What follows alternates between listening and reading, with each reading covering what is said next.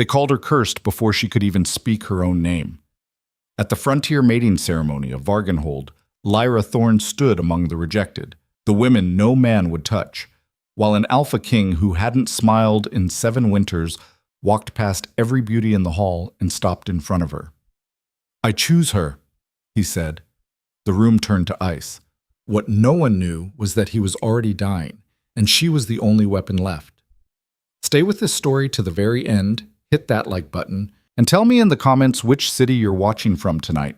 The wind off the Black Spine Mountains had a habit of cutting people in half before they knew they were bleeding. Lyra Thorn had learned to walk into it sideways. Shoulder first, chin down, one hand pressing the patched gray cloak against her ribs so the wool wouldn't lift and show how thin she'd gotten over the winter. The other hand carried a clay flask of water she'd filled 3 days ago at the half-frozen creek behind the orphan house. She hadn't taken a sip yet.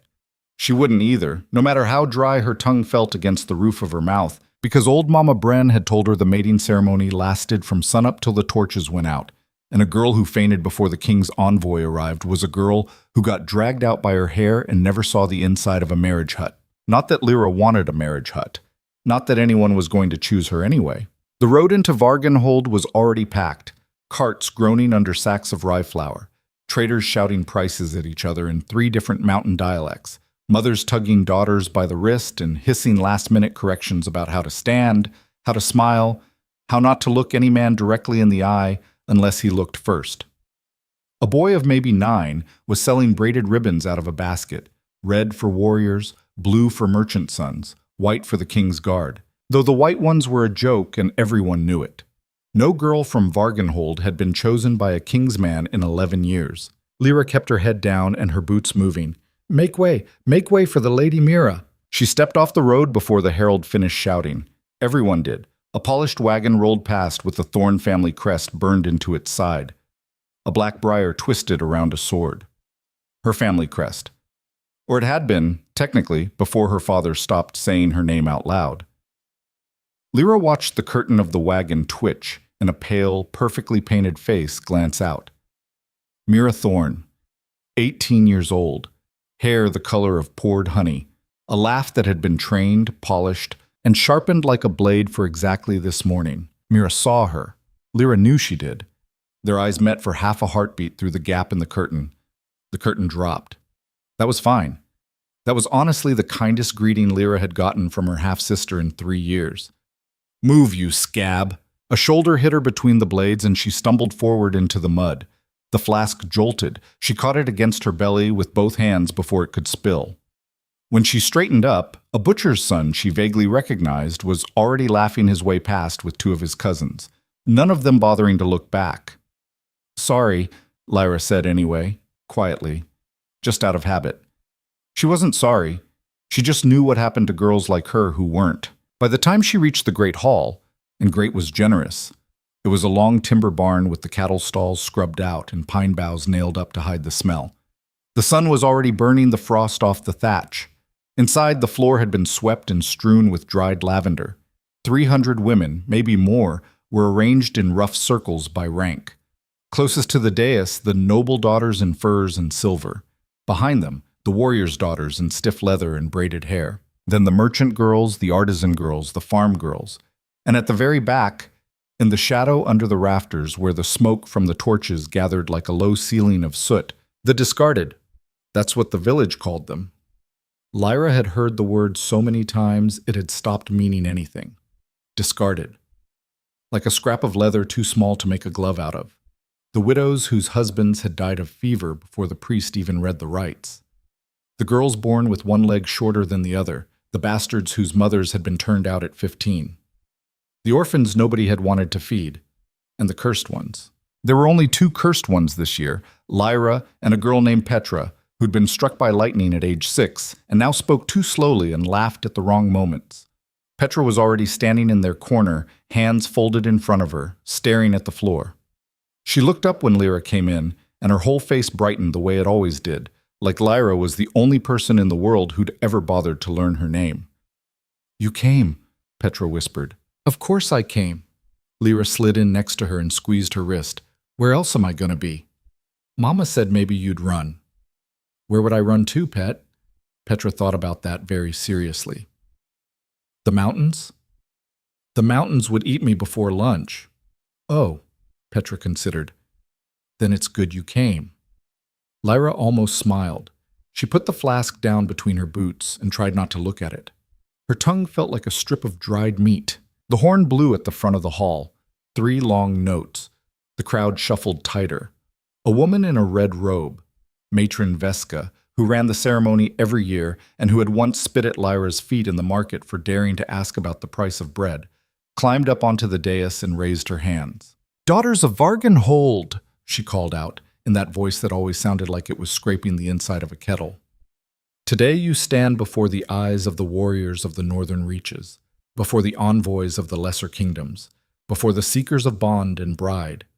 Today," she paused and let the dramatic silence stretch, because Matron Veska loved a dramatic silence. "Today, by decree carried on the king's own seal, an envoy of his grace, Alpha King Kalen Drax of the Iron Keep, will walk among you." The hall did not just murmur, it lurched. 300 women inhaled at once, and somebody actually screamed, a small, embarrassed scream that got cut off fast. Lyra felt Petra grab her sleeve. "The king's envoy?" Petra whispered. "The king?" "It's not the king himself," Lyra muttered. "He never comes.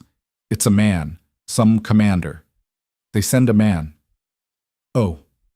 A pause. "That's still scary." "Yeah," Lyra agreed, "it is." Up on the dais, Matron Veska wasn't done. "You will stand. You will be silent. You will not speak unless spoken to. You will not lift your eyes to the envoy unless he commands it. You will not touch the envoy. You will not weep. You will not laugh. You will not—" The list went on. Lyra had heard it every year since she was 14. The first year she'd been old enough to stand in this hall, she'd been too proud to take her place at the back. She tried to stand with the merchant girls. Her father, after all, had once been a merchant before he remarried into the noble Thorns and threw his bastard daughter out into the snow with a single copper coin and a goodbye that wasn't really a goodbye.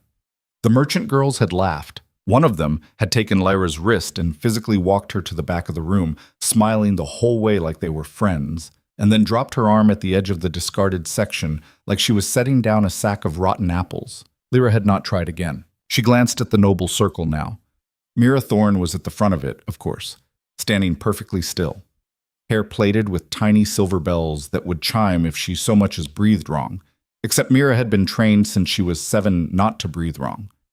Beside her, their father, Lyra's father, technically, though he hadn't said the word daughter to Lyra since she was 9, was murmuring something into Mira's ear. Probably last instructions. Probably the same ones he'd been drilling into her for a year. Mira nodded once, a tight little nod, and her father stepped back into the crowd of fathers along the wall. He didn't look at Lyra. He never did. But Lyra had gotten used to watching the back of his head. He had a small bald patch she had memorized the shape of. "Lyra!" Petra was tugging her sleeve again. "Look." "Look at what?" "That woman. She's going to fall down." Lyra followed Petra's gaze. 3 rows ahead of them, in the very last of the merchant girls' circle, an old woman was swaying. Not a daughter. An attendant, probably, somebody's grandmother brought along to fix a hem or pin a braid. She was tiny, bent almost double. Her gray hair had escaped its kerchief and was sticking to her temples in damp little curls. The torches and the press of bodies had turned the back half of the hall into an oven, and the old woman's mouth was open like a fish, working at air that wasn't there. Lyra watched her sway once, twice. On the 3rd sway, the old woman's knees folded. She went down hard, a muffled thump. The sound a body makes when it hits packed dirt, and there is nothing left in the legs to catch it. For a heartbeat, for one long, ugly heartbeat, nobody moved. The merchant girls closest to her didn't move. They saw it. Lyra watched their faces. She watched a girl in a yellow shawl actually take a small, careful step away from the body, the way you'd step away from a puddle.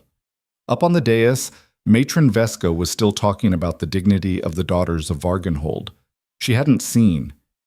The old woman wasn't moving. "Lyra," Petra whispered. "Lyra, she's—" "I know." "You can't." "I know, pet." They'll throw you out. I know.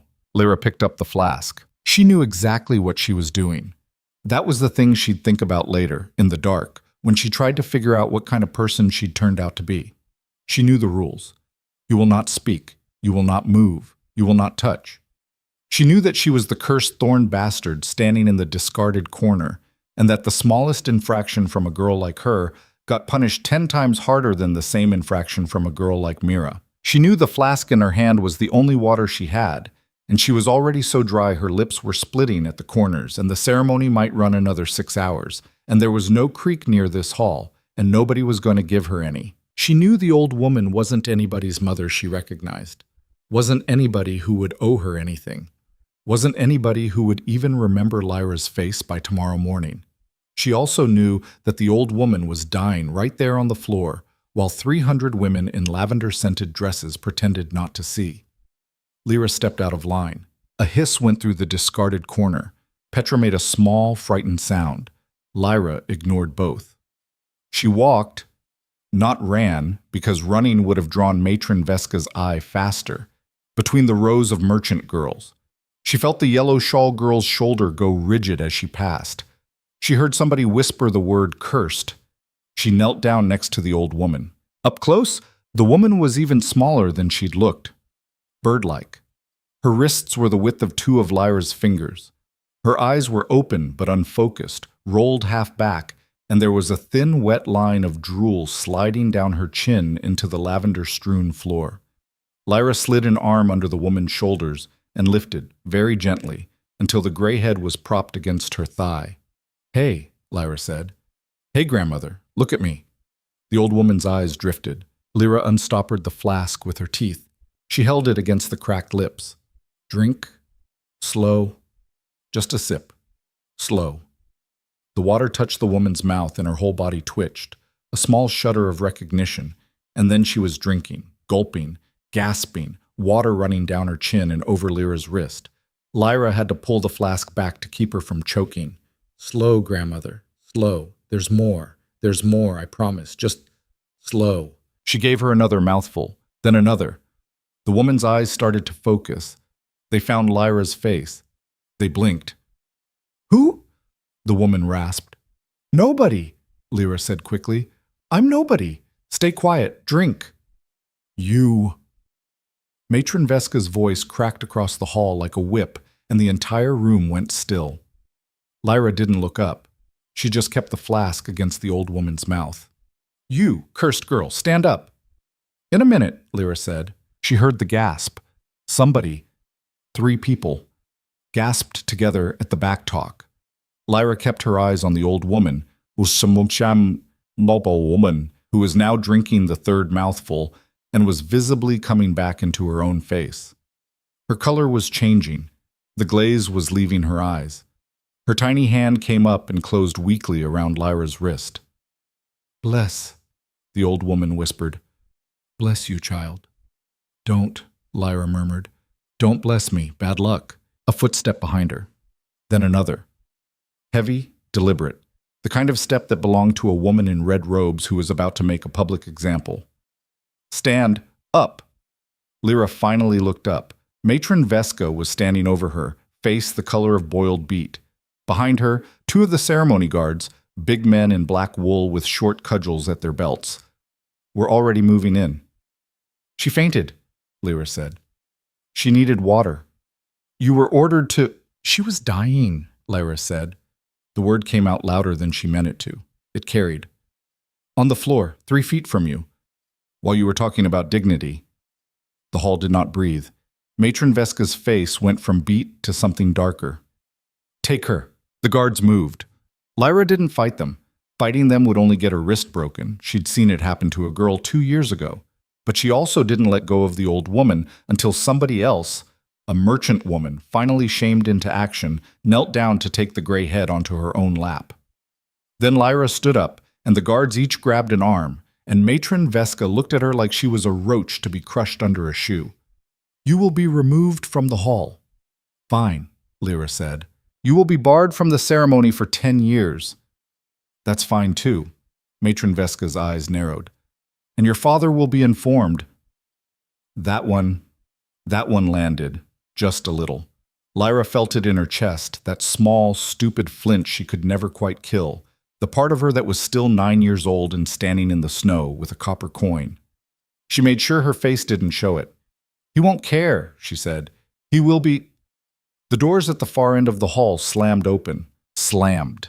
Not opened. Slammed, like something had hit them from the outside hard enough to bounce them off the wall. The crash was so loud that one of the guards holding Lyra actually flinched. Cold air came rushing in, the wind off the black spine, that wind that cut people in half. And with it came the smell of horses and iron and something else, something Lyra didn't have a name for, something that made the back of her neck prickle the way it did before a storm. Matron Veska froze. Her mouth was still open from her last sentence. A herald came in first. White cloak. Silver pin. He was breathing hard like he'd run the last half-mile, and his face was the color of milk. "His Grace," the herald managed. "His Grace, Alpha King Kalen Drax of the Iron Keep, and his honor guard." The hall stopped breathing. Not the envoy. Not a commander. The king. The king himself. The king who hadn't left the Iron Keep in 7 years. The king whose face most of these women had never seen except on the back of a copper coin. The king who, the rumors said, didn't smile, didn't drink, didn't take women, and had executed his own cousin for treason last spring without so much as raising his voice. That king. And he was walking through the door. Lyra would remember, later, exactly how he came in. He didn't make an entrance. He didn't pause for effect. He walked into that lavender-scented cattle barn the way a wolf walks into a clearing, like he didn't have to announce himself because the air would do it for him. 6 men in black armor came in behind him and fanned out along the walls without being told, and Lyra noticed, even in that frozen moment, that none of them looked at the women. They were watching the rafters, the exits, the crowd of fathers along the wall. They were looking for threats. The king himself wasn't looking at anything in particular. Or that's what it seemed like at first. He was tall, taller than the guards, black hair cropped short, a jaw that hadn't been shaved in 2 days, eyes the color of pale slate. He wore no crown, just a leather coat the color of dried blood, and at his hip a sword in a plain black sheath that somehow looked more dangerous than all the jeweled blades in the hall combined. There was something wrong with the way he moved, though. Lyra caught it because she was already standing, caught between 2 guards in the middle of the hall, the only person not in a row, and she had a clear line of sight. He moved with the kind of careful economy that she had seen in the old men who came back wounded from the Wolf Tribe Wars. Like every step cost him something, like there was something inside him he was holding very still so it wouldn't spill. But his face gave away nothing. Matron Veska recovered first.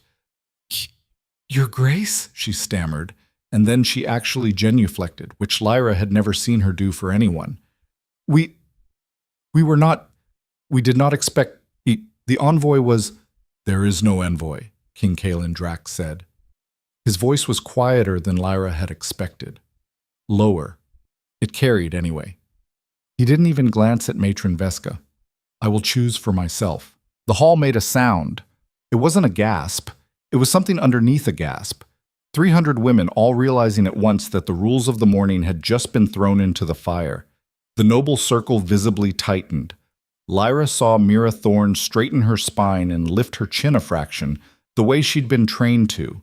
She saw her father behind Lyra go very pale and very still, like a man who had just heard the dice come up exactly the way he'd prayed for. Lyra's 2 guards still hadn't let go of her arms. The king hadn't looked at her yet. He hadn't looked at anyone yet. He was walking down the central aisle the way a man walks through his own house, not hurrying, not slowing, his eyes moving in a slow, even sweep across the rows, past the noble circle. He didn't stop. Mira's chin came up another fraction. He walked past her without a flicker. Her father's face, behind her, did something complicated. Past the warrior's daughters, past the merchant girls, past the artisan girls, past the fuss of the farm girls.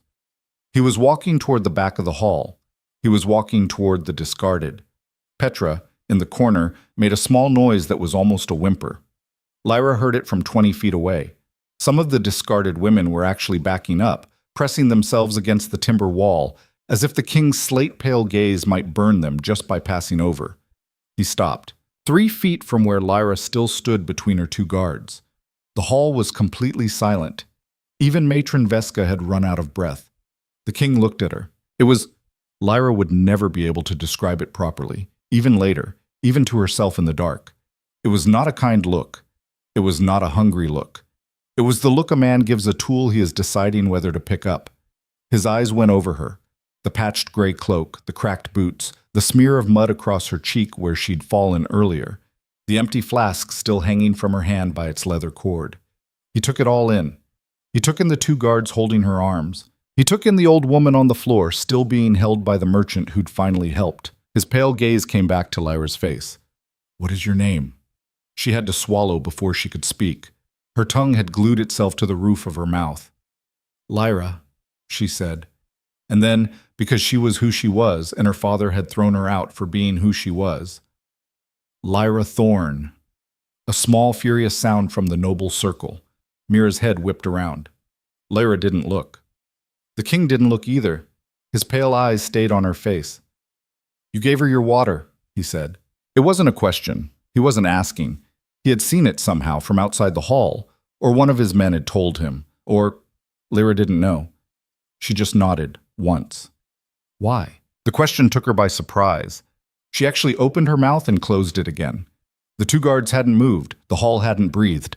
300 women were waiting for a cursed bastard girl to answer the king of the Iron Keep, and Lyra realized with a strange, slow clarity that she didn't have a clever answer ready. She didn't have any answer ready. She'd just done it. She was dying, Lyra said. Nobody else was going to. The king looked at her for another long moment. Then he turned his head, just slightly, toward Matron Vesca. He didn't raise his voice. He didn't have to. "Release her." The two guards let go of her arms so fast it was almost funny. Lyra's wrists ached where they'd been holding her. The king looked back at Lyra. "Stand straight." She stood straighter. Her knees were shaking. She hoped he couldn't see it through the cloak. He studied her for what felt like a very long time. Up close, she could see what she hadn't been able to see from across the hall. There was a faint gray tint around his lips. The skin under his eyes had a bruised, papery look that didn't belong on a man his age. He couldn't have been more than 32, 33. And his left hand, hanging at his side, had a small but constant tremor he was working very hard to hide. He was sick. The king was sick. Sick the way her Uncle Orin had been sick the winter before he died, when nothing the healers gave him helped. And he'd just gotten grayer and grayer, until one morning he hadn't woken up. The king met her eyes, and for a fraction of a second, so fast she almost missed it, Lyra had the very uncomfortable feeling that he had seen her see it. Then his face closed again. He turned. He looked, finally, at the rest of the hall, at Matron Vesca, who had not yet remembered how to stand up from her genuflection, at the noble circle, where Lyra Thorn was now staring at Lyra with an expression Lyra had never seen on her sister's face before, something white and tight and stunned. "I choose her," King Kalen Drac said. He said it the way another man might have said, "I'll take this loaf of bread." No emphasis, no drama. A statement of fact. The hall did not erupt. Not at first. The hall did the opposite of erupt. The hall went so silent that Lyra could hear the torch on the back wall hissing where a drop of pitch had fallen into the flame. She could hear her own heart. She could hear, somewhere up at the front, a sound that was either Lyra Thorn beginning to laugh or Lyra Thorn beginning to choke. Then slowly, like a pot coming to boil, the noise started. A whisper here, a gasp there. Somebody up front said, loud enough to carry, "Her!" And somebody else said, "There must be a mistake." And somebody else, ugly and clear from the noble circle, said, "The cursed one? Your grace." Matron Vesca had finally levered herself up to standing. Her face was working. "Your grace, with the deepest respect, this girl is what?" the king said. He didn't raise his voice. He didn't even turn his head to look at her. He kept his pale eyes on Lyra. "She is..." Matron Vesca visibly gathered herself. "She is a Thorn bastard, your grace. Her mother was..." "I did not ask about her mother." "Your grace, she is cursed. Every village on the Black Spine knows it. She was born under a black moon. Her mother died in the birthing. Many mothers die in birthing." And the priest of our village, your grace, would not even bless her at the naming. I did not come here for a priest's blessing, the king said. The quiet of his voice was somehow worse than shouting. Matron Vesca went the color of old paper. The king took one step closer to Lyra. Just one. She had to tilt her chin up to keep meeting his eyes, and even doing that, she felt small. Not in a way she'd felt small before, around the noble girls or the merchant girls or her father. A different kind of small. The small a sparrow feels when a hawk's shadow passes over the grass. Lyra Thorn, he said, quietly. So quietly that she wasn't sure anyone but her could hear it. Do you accept? The whole hall was leaning forward. The whole hall was listening for her answer with a hunger that turned her stomach. She thought, very clearly and very fast, if I say no, they will kill me before sundown. If not the king, then somebody else. A cursed girl who refused the Iron Keep. They will say I shamed the village. They will find me in a ditch by the morning. She thought, if I say yes, I will be dead anyway, just slower, in a strange palace full of strangers who hate me, married to a man who is dying from something nobody can name. She thought, fleeting and stupid, Petra. Who will sit with Petra at the next ceremony? She thought last. He didn't have to ask. He could have just taken me. He asked. I accept, she said. She did not hear her own voice. She felt it leave her mouth. The king did not smile. She didn't expect him to. He just nodded once, very small, and turned to his guard captain, a black-bearded man at his elbow who had not stopped scanning the hall the entire time, and said, We leave in an hour. Make ready. Your grace. The captain bowed and was already moving. The king looked at Matron Vesca. She rides in my carriage. Her belongings, whatever she has, bring them. Do not enter the carriage yourself. Yes, your grace. He looked finally and almost as an afterthought at the noble circle. His pale eyes found Lyra's father standing white-faced behind Mira. He held the look for one beat. 2. Lord Thorn. Her father bowed so deeply his forehead nearly touched his knee. Your grace, you will attend the wedding at the Iron Keep in 1 month. It would be the highest honor. You will sit in the back. Her father's head came up slightly. His mouth opened and closed. The king had already turned away. He walked back down the aisle the way he had come. That same careful, costly economy of movement that Lyra now understood was the walk of a man holding something inside him very, very still. And his guard fell in around him, and the doors of the hall opened, and the cold wind off the black spine came in again, and then he was gone. The hall held its breath for one more second, then it broke. Not the orderly break of a ceremony ending, a real break. Women shouting, mothers grabbing daughters, Lyra Thorn wheeling on her father with both hands clenched in fists at her sides, her face the white of a corpse, her perfect mouth working around words Lyra was too far away to hear. Matron Vesca screaming for the guards to clear the hall, and the guards not knowing whether to obey her or to first secure the cursed bastard girl who had just been chosen as queen. Petra in the corner had both hands pressed over her mouth, and tears were running down her cheeks. Lyra couldn't tell if they were happy tears or terrified ones. Maybe Petra couldn't either. Lyra herself just stood there. The empty flask was still in her hand. Her wrist still ached where the guard had held it. Her tongue was still glued to the roof of her mouth from thirst. She was, she realized, going to need water, soon. The king had not thought to offer her any. Of course he hadn't. He hadn't chosen her to take care of her. She didn't know yet what he had chosen her for. But she knew, with the same slow, strange clarity that had let her see the gray tint around his mouth, that it was not what any of these screaming women thought it was. He had not looked at her like a man looks at a bride. He had looked at her like a man looks at a tool. Her father, across the hall, finally looked at her. For the first time in 9 years, Lord Thorn looked his bastard daughter in the eye. His face was the face of a man watching a stranger walk away with everything he owned. Lyra held his gaze. She did not smile. She did not nod. She did not give him anything. She just looked back and let him see the girl he had thrown into the snow with a copper coin and waited until he was the one who looked away first. He did. After a long moment. He did. The merchant woman who had taken the old grandmother into her lap was watching all of this with wide, frightened eyes. The old woman herself had recovered enough to sit up.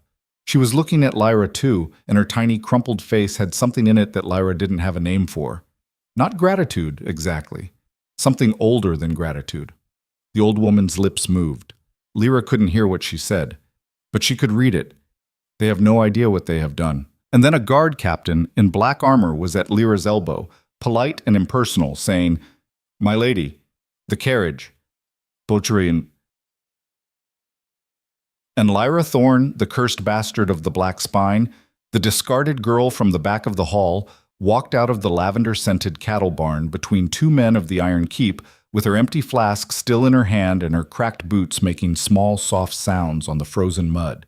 And she did not look back at her sister, and she did not look back at her father, and she did not look back at Petra, because she knew if she looked back at Petra, she would cry. And the cursed bastard of the black spine had not cried in front of these people in 11 years, and she was not going to start today. The carriage was black, plain, no gold, no crest. Inside, the leather seats smelled of cold and of horses and of something else. That same, not quite named thing that had come into the hall with the king, a dry, mineral smell, like stone left too long in the dark. He was already inside, sitting in the far corner. His left hand, the one with the tremor, was tucked inside his coat. She climbed in. The door shut behind her. The carriage rocked into motion. Outside, faintly, she could hear the village still shouting. The king didn't look at her. He was looking out the small window at the road. After a long minute, without turning his head, he said, "There is water in the satchel by your foot. Drink it, slowly. You're going to need your strength." Lyra looked down. There was, in fact, a leather satchel by her foot. She hadn't noticed it. She picked it up. Her hands, she noticed with a kind of distant interest, were shaking. "Why me?" she said, quietly, not really expecting an answer. The king kept looking out the window. "Because you were the only one who moved," he said. The carriage rolled on, north, toward the Iron Keep, and the wind off the black spine came down the road behind them and shut the doors of the great hall of Vargenhold with a sound like a coffin closing on everything Lyra Thorn had ever known. The road north out of Vargenhold was not a road so much as a memory of one. Ruts cut deep enough to swallow a man's leg up to the knee. Stones the size of skulls jutting out of the frozen mud where the spring melt had heaved them. The carriage rocked and complained over every yard of it, and Lyra Thorn sat in the corner with her satchel of water clutched against her chest like a child holding a doll, trying very hard not to look at the man across from her. He made it easy. He didn't look at her either. For the first hour, the king kept his pale eyes fixed on the small window. He held himself in that same careful way he had walked into the hall, like a vessel of something cracked, and Lyra began to notice the smaller details her panic had hidden from her before. The way his jaw locked, every few minutes, around something he was swallowing back. The way the tremor in his left hand traveled up sometimes, into his shoulder, and he would press the elbow hard against his ribs to make it stop. The way his breath came in slow, deliberate counts. The way her old midwife instructor at the orphan house had taught the dying women to breathe so they wouldn't drown in their own pain. He was not just sick. He was in pain. Right now. While she watched. Lyra unstoppered the satchel and took a small sip of water. Then another. Her throat had been dry so long that even swallowing hurt, and the first mouthful went down like a fistful of sand. She made herself drink slowly the way he'd told her to. The carriage hit a stone and the water sloshed, and she nearly lost half of it down her chin. "Sorry," she said automatically, before she remembered who she was sorry to. The king didn't turn his head. "Why? Why what? Why are you sorry?" I almost spilled it." "It is your water." She didn't have an answer for that. She put the stopper back in. Outside, the village had finally fallen out of earshot. There was nothing but wind and the creak of leather harness and the bored, even breathing of horses. The road climbed. Pine trees closed in on either side, their black branches scraping the carriage roof. The light coming through the small window had gone that flat winter gray that meant snow was coming, maybe by nightfall. She wanted to ask 100 questions. She didn't ask any. She had spent 11 years learning that questions, in the wrong mouth, in front of the wrong people, got you slapped. He spoke first, after another long silence, still not looking at her. "You'll be afraid of the keep." It wasn't a question. She had to think about how to answer it. "Probably. she said. It isn't pretty. My corner of the orphan house wasn't pretty either.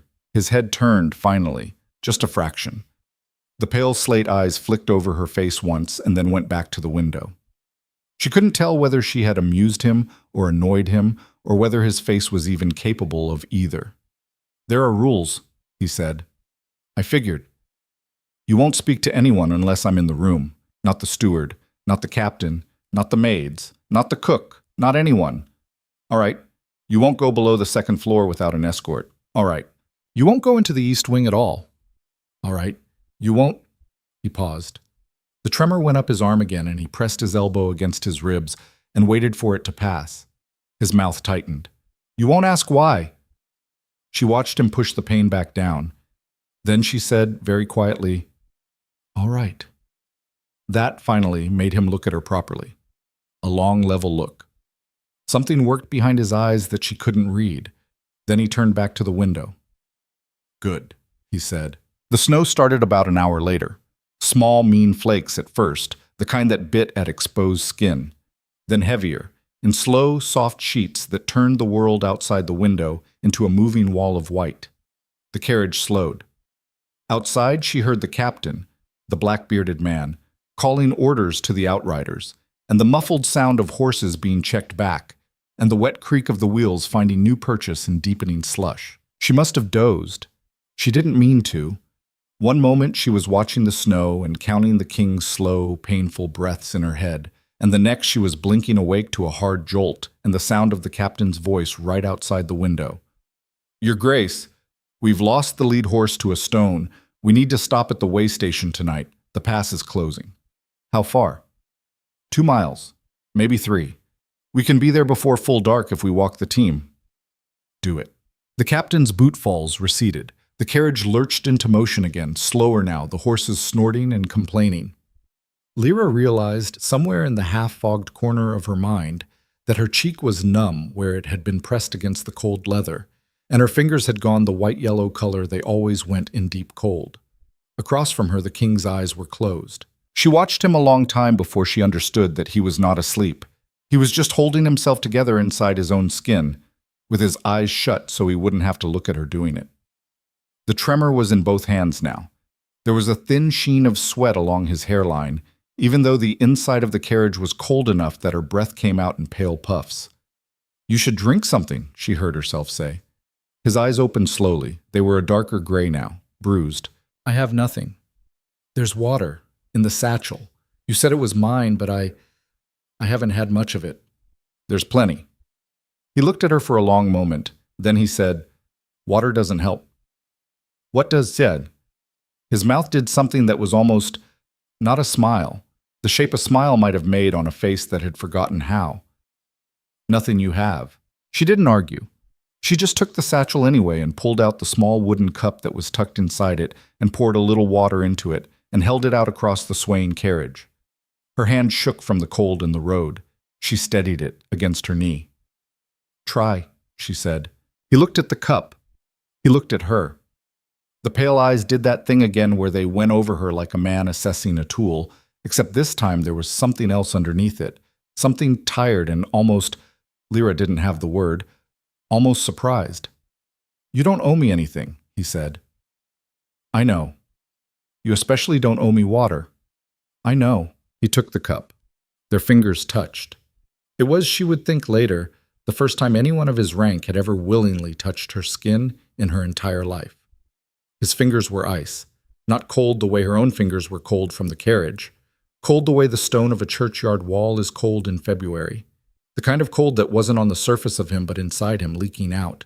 He drank the water in 3 small swallows. He handed the cup back. The tremor in his hand had eased just a little. He looked at the cup in her palm like it had personally insulted him. Thank you, he said. It came out wrong, not unkind, just like a word he had not used in a long time and was not sure he had used right. She didn't trust herself to answer. She just nodded and put the cup away. The way station, when they finally reached it, was a low timber building hunched under a roof piled 3 feet thick with old snow. A single lantern burned outside. The captain was already pounding on the door before the carriage had even stopped. By the time Lyra climbed down, the king's guard didn't help her down. None of them touched her. The captain only held the door of the carriage open and stepped back the regulation 2 paces. There was a man in a leather apron in the doorway, half bowing, half stammering. Your Grace, we did not... There was no word. There was no time for word. The king had stepped down behind her. He moved more carefully now than he had in the morning. The careful economy was no longer just an economy. It was a struggle. You'll house us tonight. The lady takes the upper room. I'll take the bench by the fire. Your Grace, the upper room. It's only one room, sir. It's where my wife and I... Then your wife and you will sleep in the kitchen. You'll be paid for it. Yes, Your Grace. Yes, of course, Your Grace. The way station inside was the kind of place Lyra knew in her bones. Smoke-blackened beams, a long table scarred by 20 years of knives, a fire in the center hearth that wasn't quite enough to push the cold back from the walls. A handful of other travelers, frozen mid-meal, staring open-mouthed at a king in a way station because no one in their lives had expected to see one. The captain barked at them to clear a corner, and they cleared it, fast, without complaint. Lyra stood near the door and tried not to be looked at. It didn't work. Every eye in the room kept sliding to her. The patched gray cloak, the cracked boots, the mud across her cheek, and then sliding away, and then sliding back. And she could see the same question moving across each face. Her? That one? That's who he chose? A woman near the fire, broad-shouldered and red-faced from the heat, didn't slide her eyes away. She looked openly. Then she leaned over to her companion, a thin man in a fur cap, and said something behind her hand. The man laughed, a short, ugly laugh, the kind of laugh Lyra had been hearing her whole life. The king's captain, the black-bearded one, was suddenly there. He didn't say a word. He just walked over to the woman by the fire and stood over her until she looked up. He said one sentence too quietly for Lyra to hear. The woman's red face went a very specific shade of white, and she stood up so fast she knocked her bench over, and she and the man in the fur cap left the way station without their dinner. The door slammed behind them. Cold rushed in. The captain came back to Lyra. He bowed his head, just a fraction. My lady, the upper room is being readied. There's stew on the fire. I'll have the cook bring you a bowl. She had to clear her throat. She wasn't sure when anyone had last called her my lady without sneering it. I can come down for it. I don't want to make trouble. No trouble, my lady. My lady. He looked her in the face for the first time properly, and she saw that his eyes were not unkind, just tired, and that he had a long pale scar that ran from his eyebrow up into his hairline. Please, eat in the room. It will be easier on everyone. He meant easier on you. She understood that. All right, she said. Thank you. What do I call you? The captain's mouth did something close to surprise. Brennan, my lady. Lyra. My lady. My name. You can... When there's no one, you can use it. It was a bad idea. She knew it was a bad idea even as the words were coming out. Half a day in and already she was breaking the king's first rule. Don't speak to the captain. But she had spent 11 years being called cursed, and the bastard, and that one. And a man with a kind scar who had just chased 2 strangers out of a way station for laughing at her had, in her quiet, stubborn opinion, earned the right to her actual name. Captain Brennan looked at her for a beat. Then he said, Lyra, very quietly, like he was testing how it tasted, and bowed her up the narrow stair to the upper room. The room was small. A straw mattress on a rope-strung frame, a window the size of her hand, a stone basin with a chip out of the rim. There was a fire in the little hearth, freshly lit, and somebody had laid out a folded wool blanket and a clean linen shift on the mattress. The shift was too big for her. She didn't care. It was clean. The cook brought up the bowl of stew. Young woman, maybe 17. She wouldn't meet Lyra's eyes, and her hands were shaking when she set the bowl down, and she got out of the room as fast as she could without spilling. The bowl was full. There was real meat in it. Lyra hadn't eaten real meat since the autumn solstice. She ate sitting on the floor by the hearth with the bowl in her lap because she had spent 11 years eating sitting on the floor and the bed felt too clean to put a body like hers on. She ate slowly. She made herself chew. Her mother, what little she remembered of her mother, which was almost nothing, had told her once, or maybe it was old Mama Bren at the orphan house, she could no longer tell whose voice it was, Eat slow when you finally get food. A starving belly tears. She was on the last spoonful when the shouting started downstairs. Not loud, not at first. A man's voice, low and rough, and then Captain Brennan's voice cutting across it, and then a thump like a fist on wood. Lyra's spoon froze halfway to her mouth. She set the bowl down. She listened. I have a right to know who he's bringing into a house where my wife sleeps. That was the way station keeper, the man in the leather apron. You have a right to obey your king. That is your right. He brought a witch under my roof. Watch your tongue. My boy was in that hall today, Captain. My boy saw. He says she's the cursed Thorn girl, the one the priest wouldn't even bless. Now you tell me, Captain, you tell me to my face, is the king out of his mind? There was a silence. Lyra found she had stopped breathing. Through the floorboard she could hear the fire cracking in the central hearth, and somebody's chair scraping back and the wind clawing at the way station roof. Then she heard the king's voice. Repeat what you just said. It was very quiet. It was the same quiet as in the great hall that morning, the quiet that came right before something very bad happened to the person being spoken to, the way station keeper made a sound, a small, throat-cleared sound. Your Grace, I meant only... Repeat it. Your Grace, I am a simple man. My boy heard things at the ceremony, and a man hears things, and he worries, you understand. A man worries about his wife, and his... You called the woman I have chosen as queen a witch, in my hearing, under your roof. Your Grace, There was the soft, terrible sound of a chair being pushed back, slowly, like the king was standing up from it. Lyra's hand had closed around the wooden spoon hard enough that she could feel the grain biting into her palm. Captain Brennan, Your Grace. This man's wife sleeps in his kitchen tonight. He sleeps in the stable.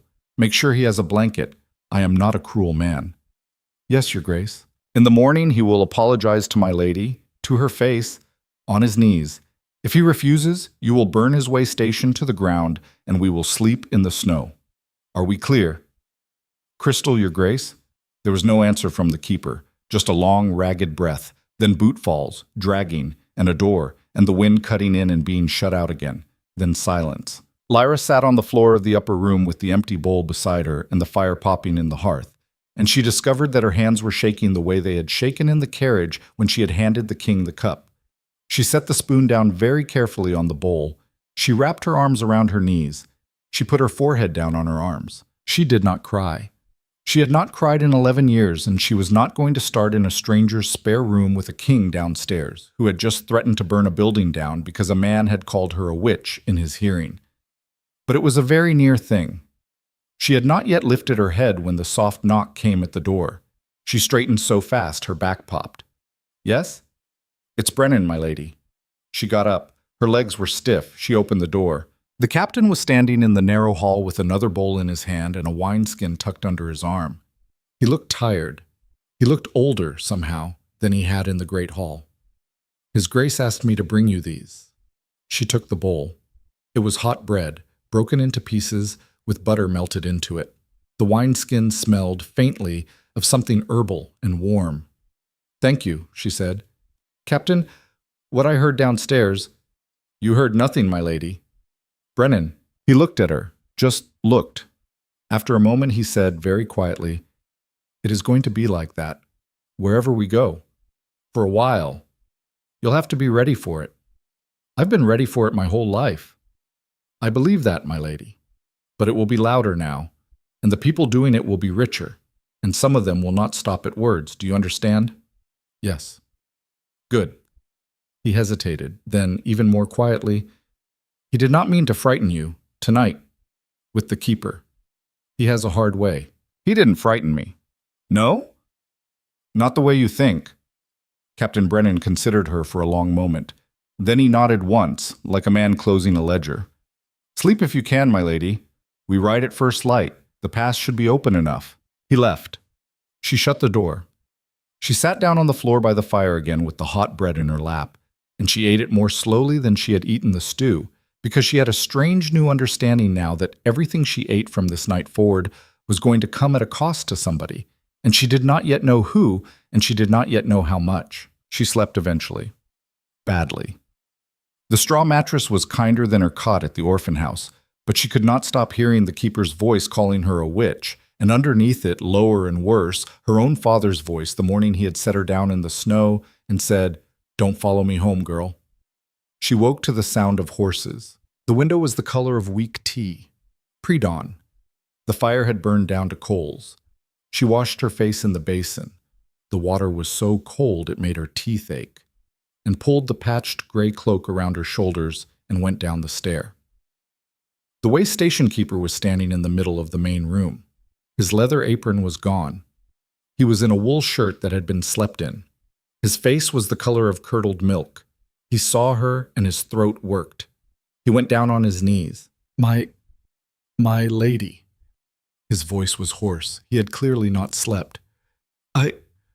I beg your forgiveness. I spoke against you in the night. I was a fool. My wife sends her humblest. Stand up." He looked at her. My lady, stand up. Don't kneel to me. I haven't earned that. My lady, His Grace doesn't have to know what I tell you to do in his absence. Stand up. The keeper stood. His knees popped. Up close she could see he was older than she'd thought. His eyes were watering, from cold or from terror, she couldn't tell. "I forgive you," she said. "I don't want your wife to be afraid. I don't want your house burned. Go and tell your boy his king kept his word. That's all. Go." He stared at her. He swallowed. He bobbed his head and he scuttled back into the kitchen, and Lyra realized her hands were shaking again. She put them inside her cloak. She looked up. The king was standing at the foot of the stair. He had been standing there long enough that she didn't know how long he'd been standing there. He must have come down the back stair from wherever he had slept, if he had slept. He was wearing the same dark coat as yesterday. His face looked worse. The bruised look under his eyes had spread. The gray tint around his mouth had darkened to something almost blue. He looked at her. She looked at him. "That was not the deal," he said quietly. "No. I told that man he would beg your forgiveness on his knees. He did. I told him to stand up. You countermanded me. In your absence. I was watching. Then you saw I asked nicely." His jaw worked. The tremor was bad this morning. He was holding the banister of the stair with his right hand, and Lyra could see the white in his knuckles. After a moment he said, "Why?" "Because if every man who calls me a witch ends up on his knees in his own house with his wife crying in the kitchen, then by the end of the month half this kingdom is going to want me dead, and the other half is going to be too afraid to look me in the face. I don't want that. I don't want either of those things. You will have both anyway. Maybe. But not from your hand. Not from mine." The king looked at her, really looked at her, the way he had in the carriage when she had offered him the cup, with that thing under his eyes that she could not name. The blue tint around his mouth was worse than it had been a minute ago. He opened his mouth to say something. He closed it. He swayed. It was small at first, a small swing, like a man on a deck of a ship in light weather. Then it was bigger. His hand on the banister tightened, white out white, and then his knees folded and he went sideways into the stair railing, and his shoulder hit the wood with a hollow crack, and Captain Brennan was already moving from the doorway shouting his name. Lyra got there first. She didn't think. She just moved. She caught him under the arms before his head hit the boards. He was heavier than he looked. Solid weight, the weight of leather and bone, and a long sword, and she went down to one knee under it, and her arms locked around his ribs, and she lowered him as carefully as she could into a sitting position against the bottom of the stair. His eyes had rolled back. Sweat was running down his temples in cold, clear lines. His breath was coming in short, thin gasps, like a man drowning a foot from the surface, and the tremor was no longer just in his hands. It had taken his whole left side. His left leg was kicking weakly at the floorboards in small, useless jerks. "Your Grace." Captain Brennan was on his other side now, two of his outriders behind him, all of them with the same gray-faced look. "Your Grace, we have the satchel, Get it!" The captain wasn't looking at her. He was already pulling the king's coat open at the throat, finding the laces, working them loose. "Get the black bottle. Now!" One of the outriders ran. Lyra still had her arms around him. She didn't know what else to do. Up this close, she could feel something underneath his shirt. Not skin, exactly. Something colder than skin. Something that was making the air around him cold, the same way a block of river ice made the air cold around a market stall in winter. She pressed her palm flat against his chest, through the open laces, to steady him. She felt it. She actually felt it, a pulse of cold, deep in him, like the slow heave of dark water under thick ice. It came up against her palm, and she felt. She didn't have words for what she felt, because there were no words in her life for it. A small, surprised pull, like the cold had suddenly noticed her hand was there and turned its head. The king's whole body jerked once under her palm. His eyes flew open. They were not the pale slate she had been looking at all yesterday and this morning. They were almost black. The pupils blown so wide there was barely any iris left. He stared at her, right at her, an inch from her face, with those blown black eyes. "Don't," he rasped. "What?" "Don't touch me. You're falling over. Don't." The outrider came back at a flat sprint. He pressed a small black glass bottle into Captain Brennan's hand. The captain uncorked it with his teeth and tipped it against the king's mouth, and the king swallowed, automatically, the way a half-conscious man will swallow what is poured into him, and then he gagged once, and his head rolled back against the stair, and his eyes closed. The cold pulse under Lyra's palm, slowly, like a tide drawing back, drew back. His breathing evened out. The tremor in his left leg stopped. The blue around his mouth faded, not all the way, but enough that he looked alive again, instead of drowned. She kept her hand on his chest until Captain Brennan, very gently, lifted her wrist away. "My lady," the captain said. His voice was strange. "My lady, you should—" "What was that?" she said. She wasn't speaking to him. She was looking down at the king's closed face. "What was that, Captain?" "My lady, what is wrong with him?" Captain Brennan didn't answer. The two outriders weren't looking at her. Nobody in the room was looking at her except the way station keeper, who had come out of the kitchen at the noise and was standing in the doorway of his own kitchen with his hands clamped over his mouth and a look of pure animal fear on his face. He was not, Lyra realized, looking at the king. He was looking at her. She turned her hand over in her lap. There was nothing on it, just a palm, a reddened palm, where the cold had pressed against it. The skin felt strange. It tingled, the way her foot tingled when she sat on it too long and the blood started coming back. As she watched, a very faint mark, barely a mark, just a darker line, like an old bruise just starting to come up, began to surface on the inside of her wrist, a line that ran down toward her thumb. As she watched it, it faded again, gone in 3 breaths, like it had never been there. She closed her hand into a fist. "Captain," she said very quietly, "what just happened?" "My lady, please. I felt it. I felt it move. Don't tell me I didn't." The captain's eyes went past her, to the stair, to the king. The king's eyes were open again, just barely. The slate was back in them, weak and faded, but back. "Brennan," the king said, "Your Grace." "Get her to the carriage." "Your Grace, the keeper said the pass. Now." Captain Brennan stood up. He held a hand down to Lyra. She didn't take it. She stood up on her own. Her legs felt strange, not weak exactly. Lit, like the cold pulse had left something humming under the skin of her thighs that hadn't been there before. The king's eyes followed her up. Lyra Thorn. It was the first time he'd said her name, the whole name. She stopped halfway through standing. "Yes. You will not touch me again. All right. I mean it. I heard you. Whatever you saw, whatever you think you felt, you will not speak of it. Not to him. Not to anyone. Not even to yourself in the dark. Are we clear?" "Yes." "Say it." "I won't speak of it." He looked at her another moment. The bruised, papery look was creeping back around his eyes already. The black bottle had bought him a few hours, no more. Then he turned his face away and closed his eyes, and he was, for the moment, done with her. Captain Brennan walked her out into the yard. The snow had stopped sometime in the night. The dawn was a flat, frozen sheet of pale orange behind the eastern ridge. The horses were already harnessed. Steam came off their flanks. The carriage door stood open. The way station keeper had come out behind them and was standing on the porch with both hands wrapped in his apron, like he was trying to keep them from doing something on their own. He didn't look at her this time. He looked at the snow at his feet. Lyra stopped at the carriage door. She did not get in. She turned and looked at Captain Brennan. Captain, please, I'm not asking for everything. I'm asking for one thing. What is wrong with him? Brennan looked at her for a long moment. My lady, I have served him 11 years. Yes.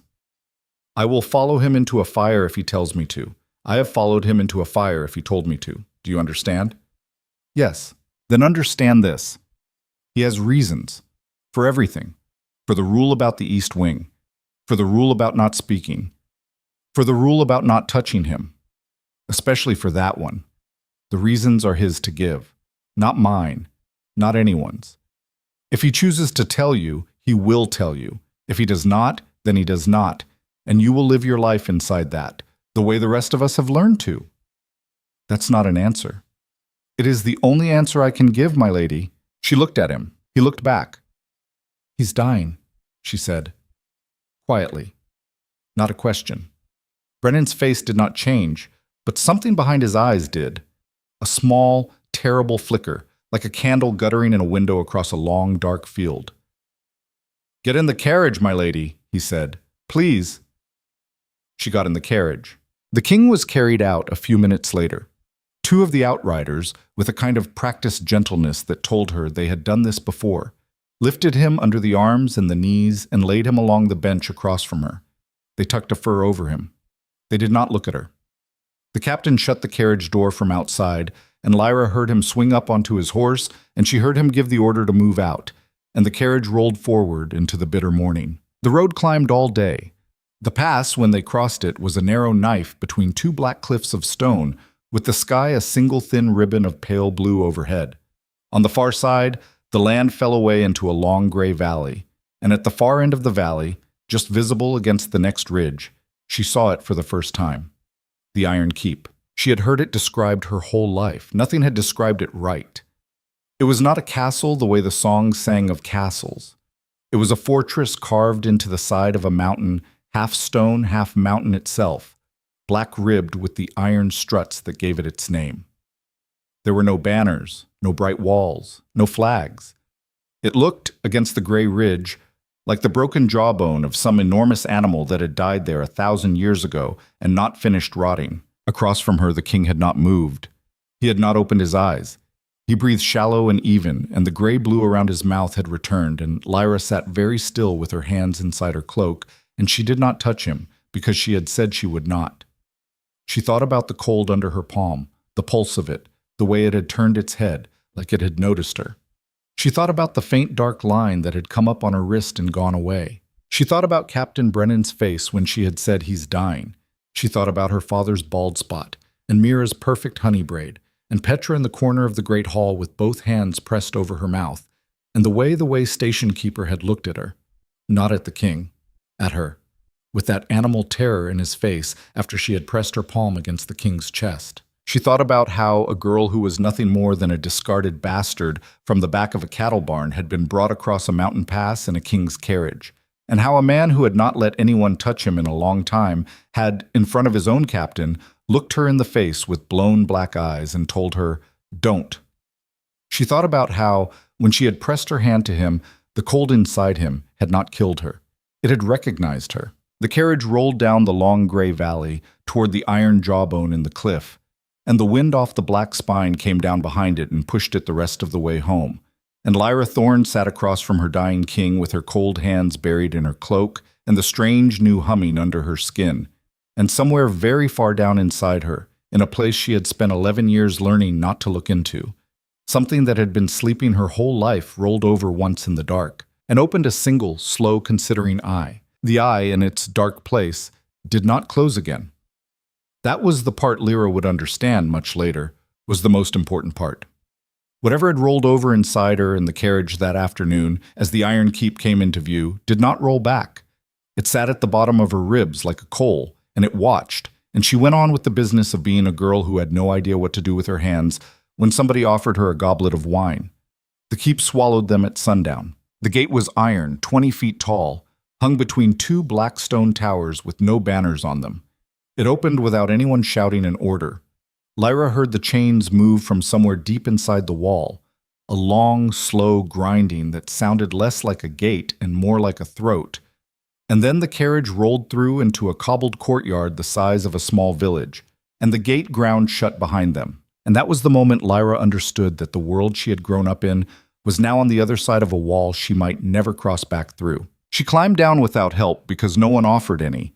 The cold inside the courtyard was a different cold than the cold of the road.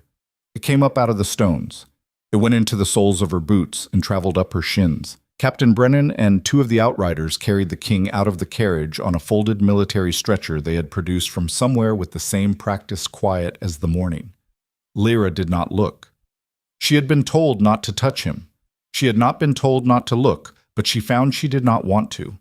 The shape of him under the fur, smaller than a man should be, made something hurt under her sternum that she did not have time to name. A woman was waiting at the foot of the great stair. She was old, 60 maybe, spare and straight-backed in a charcoal gray dress with silver pins at her shoulders. No jewelry, no soft fabric anywhere on her. Her hair was the color of wet iron, and it was bound up in a knot so tight it looked painful. Her eyes were the same pale slate as the king's. Lyra registered that and filed it away. The woman watched the stretcher come past her without changing her face. She watched it disappear up the stair. Then she turned the slate eyes on Lyra. "You will be the Thorn girl." It was not a question. "Lyra," she said. "Lyra." The woman tasted it the way Captain Brennan had, but with no warmth in the tasting. "I am Lady Severin, steward of the keep, mother of the late Queen Alis, aunt to his grace by marriage. You will follow me." She turned and went up the stair without checking that Lyra was behind her. Lyra followed. The stair was long, black stone, worn down in the middle from generations of feet. There were no torches. There were oil lamps and iron brackets, burning a flame so steady and white it almost didn't look like fire. The walls were bare, no tapestries, no paintings, nothing. They climbed 2 flights, then turned into a long corridor that smelled, faintly and unpleasantly, of cold stone and of something underneath the stone that Lyra remembered from the carriage. The dry mineral smell. The smell of dark places. Lady Severin walked fast for an old woman. She didn't speak again until they reached a door at the end of the corridor. "This is your chamber. The maid is Emma. She will bring food. She will not speak to you, and you will not speak to her. There is water in the basin and a bath behind the screen. You will bathe. You will dress in what you find on the bed. You will be brought to His Grace's council in 1 hour. Do you understand?" "Yes." "You will not address me as yes. You will address me as Lady Severin, or you will address me as my lady." "Yes, Lady Severin." "Better." The slate eyes traveled down her once, from cracked boots to muddy hem to patched cloak, and back up. There was no expression in them. "I will not pretend I approve of his choice." "I didn't ask you to, Lady Severin." A pause. Lady Severin's mouth did something small at the corner. Not a smile. The shape a smile would have made on a face that did not allow them. "The bath," she said. 1 hour. She turned and walked back down the corridor. Her steps did not echo. Lyra stood at the door of her chamber and watched the iron-gray knot of hair until it turned the corner and was gone, and then she opened the door and went inside. The chamber was bigger than the entire orphan house she had grown up in. It was also cold. There was a fire in the hearth, but it was a small fire, and the room had been built to a scale that ate small fires whole. There was a bed with 4 black posts and a canopy of dark gray wool. There was a writing desk. There was a chair carved out of something that looked like bone, and probably wasn't. There was a screen of beaten metal painted with thorns, and behind the screen, a copper tub already steaming with water that smelled of pine and of something herbal and bitter she didn't recognize. Laid out on the bed was a dress. She crossed to it, touched it. It was the color of wet slate, like the walls. Heavy wool with a stiffness in it that meant lining. The neck was high. The sleeves were long. There was no embroidery, no silver, no bells like Mira's. It was the dress of a woman who was meant to disappear into the walls of a place like this. Lyra found, looking at it, that she preferred it that way. She bathed. The water was so hot it brought up bruises she had not known she had. She washed her hair twice. The herbal smell of the bath, she would later learn it was something they brewed from the bark of the trees on the eastern slope, left a thin film on her skin that the maid Emma when she came in silent and white-faced 10 minutes later with a folded towel, did not try to wipe off. The maid helped her into the dress without speaking. Emma's hands were trembling. Lyra wanted to say, "I am not what they told you I am." She did not say it because she did not, in fact, know what they had told the girl, and she also did not know whether she was, in fact, what they had told her. The dress fit. Of course it did. Someone, Captain Brennan, probably, had told someone her measurements at some point in the long ride, and someone else had spent the afternoon stitching this thing together while she rode through the pass. Emma combed out her hair and bound it back with a single silver pin. The pin was small and plain. Emma curtsied without lifting her eyes and left, and a few minutes later Lady Severin came back to the door and walked Lyra to the council chamber. The council chamber was on the same floor. The doors were the same iron as the gate, scaled smaller, hung between two carved pillars that had thorns running up them, in a pattern that made Lyra's eyes itch if she looked at them too long. Lady Severin nodded to the guards at the door. The doors opened. Inside, 6 men stood up. They had been seated around a long table of dark wood, maps, goblets, a roll of parchment held flat by a knife. The fire in this room was bigger and the air was warmer, and somebody, recently, had been smoking a bone pipe. The smell hung. The men were of an age, all of them, between 40 and 60, broad in the shoulder, dressed in versions of the same dark wool as her own dress, with house pins at their collars. Captain Brennan was not among them. The king was not in the room. The king was not in the room. That hit Lyra in the chest a half-second before the rest of it did. A man at the head of the table, tall, gray-bearded, with the kind of long, aristocratic face that made everyone around him look slightly common, bowed. It was a court bow, not a deep one. "My lady, I am Lord Ranulph Drax, His Grace's uncle and first counselor of this keep. May I present Lord Aldrich, Lord Castor, Master Vell of the Treasury, Master Holm of the Watch, and Brother Orin of the Inner Library." Each man inclined his head as he was named. None of them smiled. 2 of them, Lord Castor and Master Vell, did not entirely manage to keep their faces still as they looked at her, and Lyra saw, in the flicker before they corrected, exactly what they thought of the king's choice. She inclined her head to each of them in return. She did not curtsy. She had not been raised to curtsy, and it would have looked bad on her, and she had a feeling that looking bad in front of these men was worse than looking proud in front of them. "His Grace," Lord Ranulph said, "has been taken to his rest. The journey was hard on him." "I'm sorry to hear it, Lord Ranulph." "You will sit, my lady." She sat. The chair at the foot of the table. Lady Severin did not sit. She stood at the wall behind Lyra's left shoulder, hands folded in front of her dress, the way a witness stands at an examination. Lord Ranulph did not sit either. He paced, slowly, behind his own chair at the head of the table, where the firelight caught the silver in his beard. "My lady, we will not waste your time with niceties. You are an unusual choice." "Yes." "You understand why we say that." "Yes, Lord Ranulph. Some of us were not consulted." "I gathered." He turned a goblet in his hand without drinking from it. "His Grace has the right, of course. The Drax line has always chosen its own consorts. There is no law to bar a foundling." He paused on the word. He let it sit. Across the table, Lord Castor's mouth twitched. "From the throne." "Not strictly. But there are practical considerations. We are at the edge of a long war with the wolf tribes. We have alliances to keep. There were daughters of 3 great houses in that hall this morning whose families would have brought us iron, grain, and 50,000 spears. And His Grace passed all 3 of them and chose a girl whose own father will not speak her name." She did not answer. He had not asked a question. "I am not asking you to apologize for being chosen, my lady." "That's good, because I won't." That landed just a little. Lord Aldrich, on her left, made a sound in his throat that he turned into a cough. Lord Ranulph's eyes came up and found hers and held them for a beat longer than was comfortable. He had eyes the color of old honey. They were nothing like the king's. "I am asking," he said, "for your understanding. We have a fragile king, an empty cradle, an enemy on the eastern slope, and 3 powerful lords in the south who by tomorrow night will have heard that their daughters were passed over for—" His hand moved vaguely, indicating her. "This. We must move quickly to secure the realm. There will be a wedding in 8 days. 8 days? Yes, my lady. His Grace said 1 month.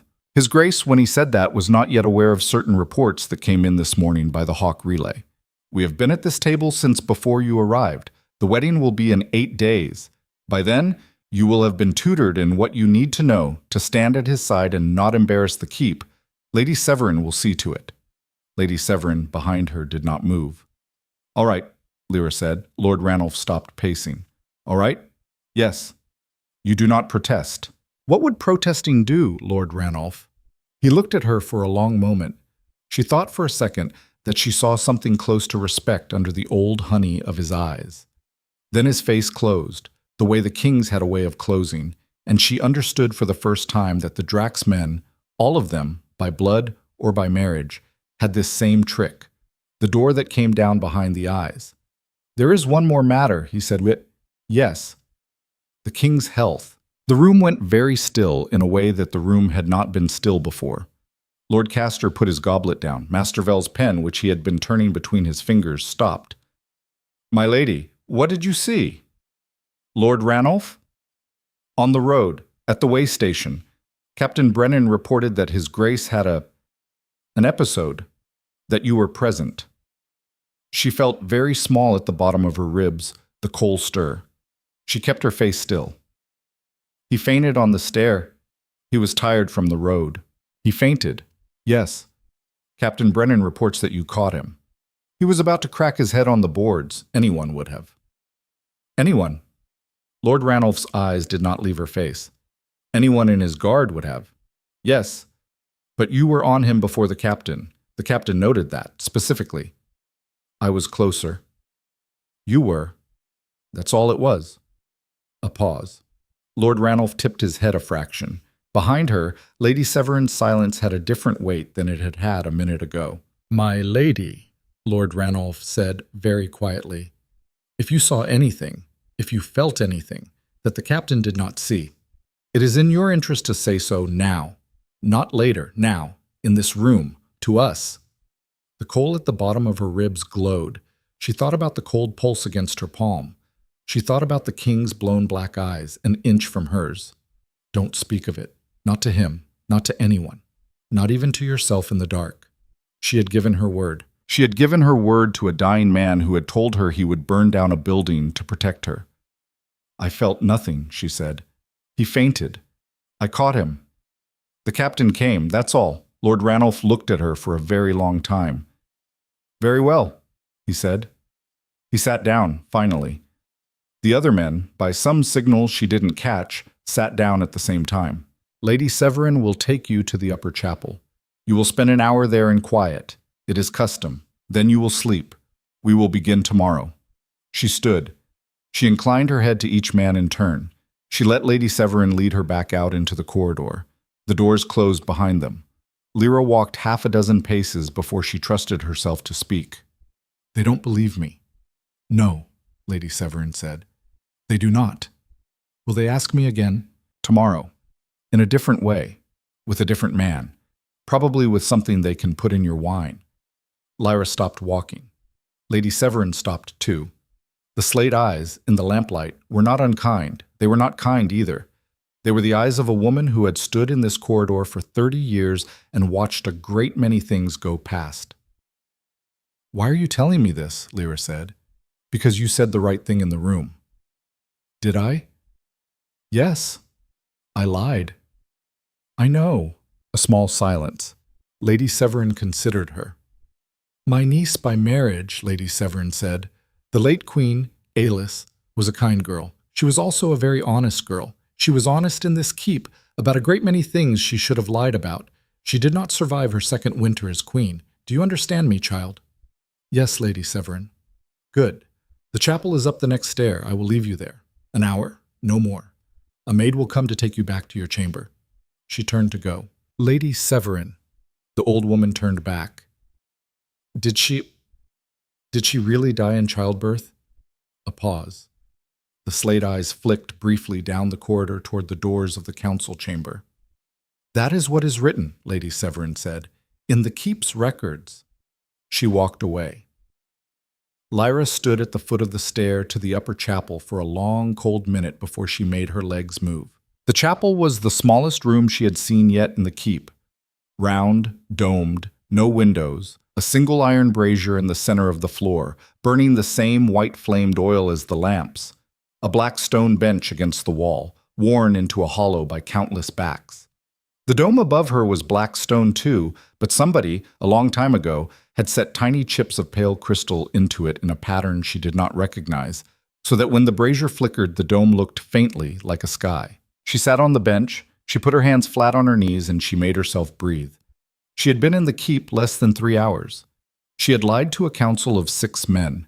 She had been told, in so many words, that the king's last wife had died because she told the truth in this place. And she had not yet, not for one single minute since the carriage door had shut on her in Vargenhold, been alone with herself in a room. She was alone with herself now. She closed her eyes. The coal at the bottom of her ribs was warm. Not hot. Warm. The way a stone is warm after a long day in the sun, even though the air around it has gone cool. She turned her attention to it the way you turn your attention to a sound in a dark house, not wanting to scare it. It did not move. It just sat there, warm, aware. She lifted her right hand.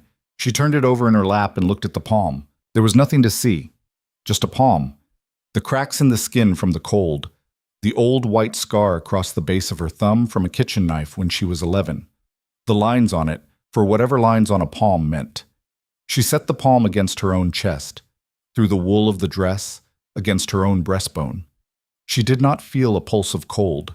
She felt her own heart, small and fast, and the coal at the bottom of her ribs, warm. That was all. She set the palm against the black stone of the bench beside her. Nothing. She set the palm against the iron of the brazier. Quickly, a touch, and away, expecting heat. The iron was warm, but no warmer than it should have been. And her palm tingled, the same low tingle from the morning. She stared at it. She set the palm against the iron again, held it. The iron under her palm slowly went cold, not because she pulled the heat out of it, because she did not have the word. She thinned something in it, the way a finger drawn through smoke thins the smoke. The iron went cold under her palm, not a deep cold, just a cold. And then she pulled her hand away and the iron was warm again, instantly, as if the cold had only ever been her hand pretending. She sat back on the bench.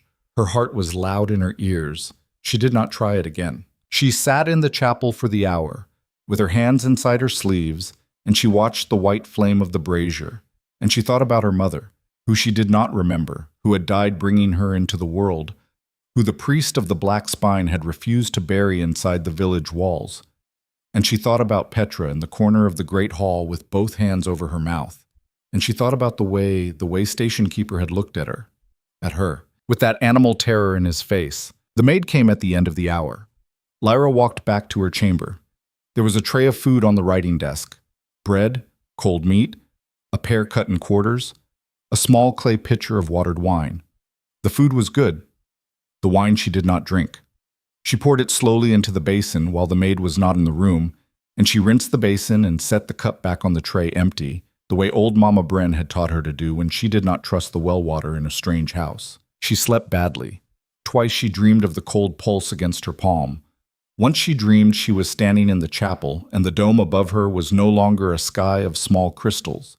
It was a real sky, and there was a great black moon full in the middle of it, and the moon had a single eye in it that was looking down at her, and the eye was her own. She woke before dawn to a sound at the door. Not a knock, a scrape, like someone setting something down very quietly outside. She lay still under the heavy blankets, and she listened. The scrape did not come again. The fire in the hearth had burned down to an orange line.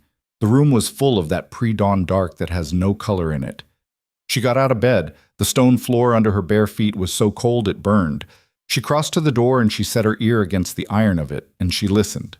Nothing. Just the slow sigh of the keep around her. She opened the door a hand's width. There was a folded paper on the threshold.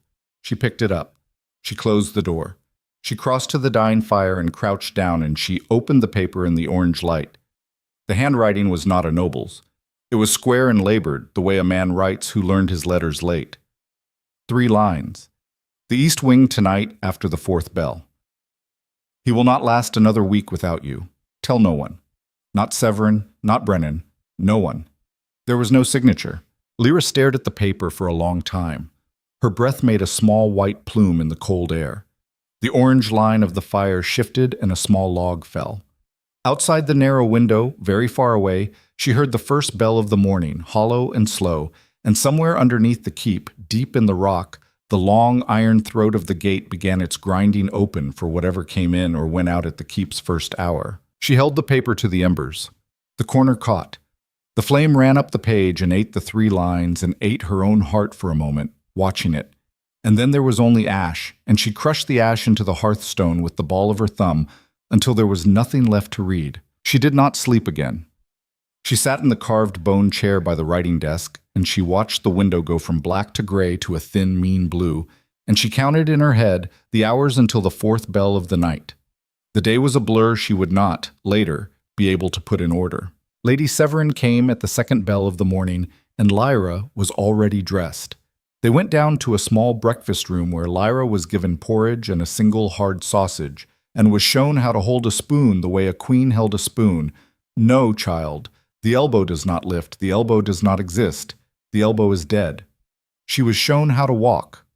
Smaller steps. Smaller. You are not going anywhere. You have already arrived. The room comes to you. She was shown how to sit when the king sat, to his right, always his right. The right hand is the sword hand. The wife protects it. She did not see the king. At noon, Lord Ranulph came briefly into the room. He inclined his head. He looked at her over Lady Severin's shoulder. He asked Lyra if she had slept well. He held her eyes a beat too long when she said yes. He left. In the afternoon, a man called Master Vell, the treasurer from the council, brought her a cup of warm, spiced wine to take the edge off the day's cold. My lady and Lady Severin, without a single change in her face, took the cup out of Lyra's hand before Lyra could lift it and set it down on the table and said, "Master Vell, my lady is not well today, perhaps tomorrow." And Master Vell smiled with his mouth only and bowed and went out. And the cup sat on the table afterward, full, and neither woman spoke about it. In the late afternoon, she was taken to a room with a long mirror to be measured for the wedding dress. In the evening, she was returned to her chamber and given dinner.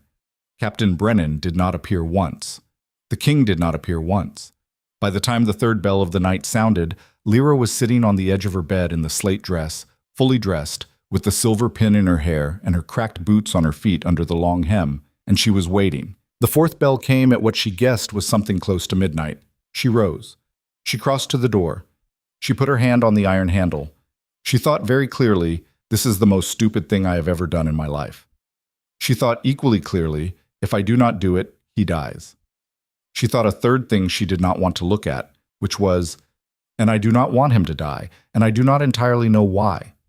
She opened the door. The corridor outside her chamber was empty. The lamps burned their steady white. Somewhere very far away, a single set of bootfalls moved and stopped and moved again. A guard on his round, in another corridor, on another floor. She turned left. She walked the corridor the way Lady Severin had taught her to walk it. Smaller steps. The room comes to you. She passed the door of the council chamber. She passed the head of the great stair. She kept going. The corridor turned, then turned again. The lamps grew further apart. The dry mineral smell. The smell that had come into the carriage with the king got stronger. The walls at one point were no longer cut stone but raw rock. She had walked, without noticing it, out of the built part of the keep and into the part that was just the mountain, hollowed out. There was a door at the end. It was not iron, it was bronze. Old bronze, green at the edges, set in the rock without a frame. There were marks engraved on it. The same thorn pattern as on the pillars of the council chamber, but older, deeper, and inside the thorns, a single shape that was not a thorn at all. A circle with an eye in it. The same eye she had dreamed. The door was unlocked. She had been told it would be, by whoever had pushed the paper under her door. She put her hand on the bronze, and the metal was, like everything else in this keep, cold. She pushed. The door opened on a narrow stair going down. She went down. She did not count the steps. She would, later, wish she had. They went a long way. The white flame lamps had given out at the top. There was a single iron lamp burning at the bottom of the stair, and that was all the light. The smell of dry stone was heavy now. The air was very cold. Her breath came out in plumes that hung. The stair ended in a chamber. It was round. It was carved, not built. The walls were the raw rock of the mountain, and they were dark with something, water or something older than water, that had run down them in long black streaks for centuries.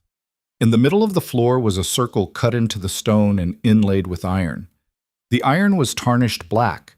The pattern of it was the thorn and eye, larger than her body, larger than her arms could span. In the middle of the circle was a long stone table. On the table was the king. He was naked from his waist up. A dark cloth was folded across his hips. His arms had been laid neatly along his sides. His eyes were closed, and his mouth was open just slightly, and the gray-blue around it was no longer just around it.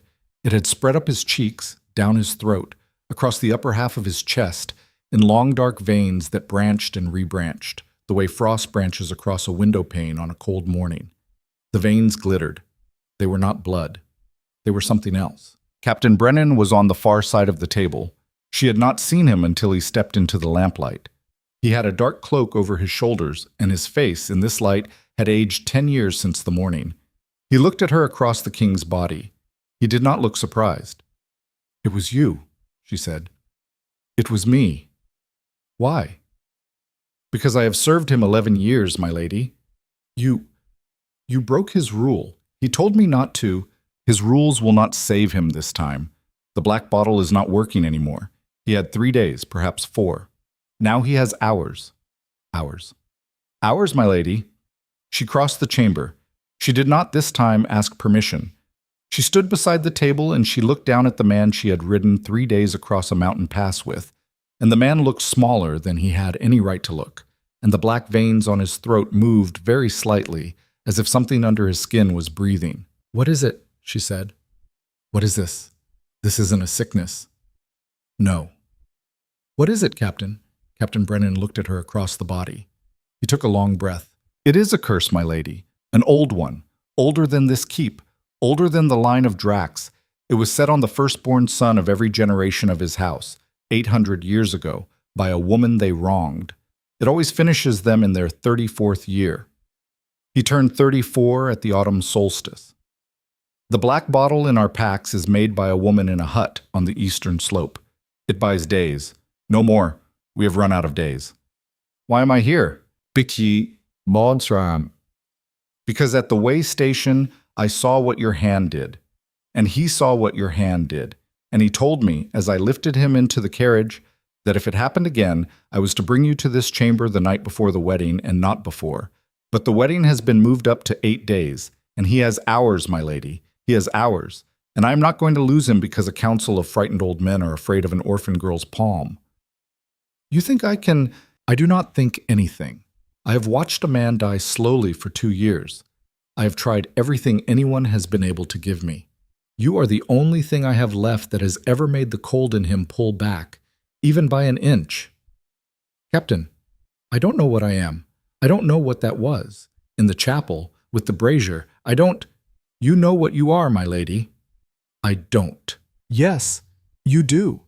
You knew it the moment your palm went down on his chest in the way station. You have known it your entire life, and they have spent your entire life telling you not to know it. His voice cracked, just a little, on the last word. He set his jaw and steadied it. Your mother died in childbirth, my lady, the way mine did. They told both of us our mothers were ordinary women. Mine was. Yours was not. There are people in this keep who know what your mother was. There are people in your village who knew. The priest who would not bless you knew. Your father knew.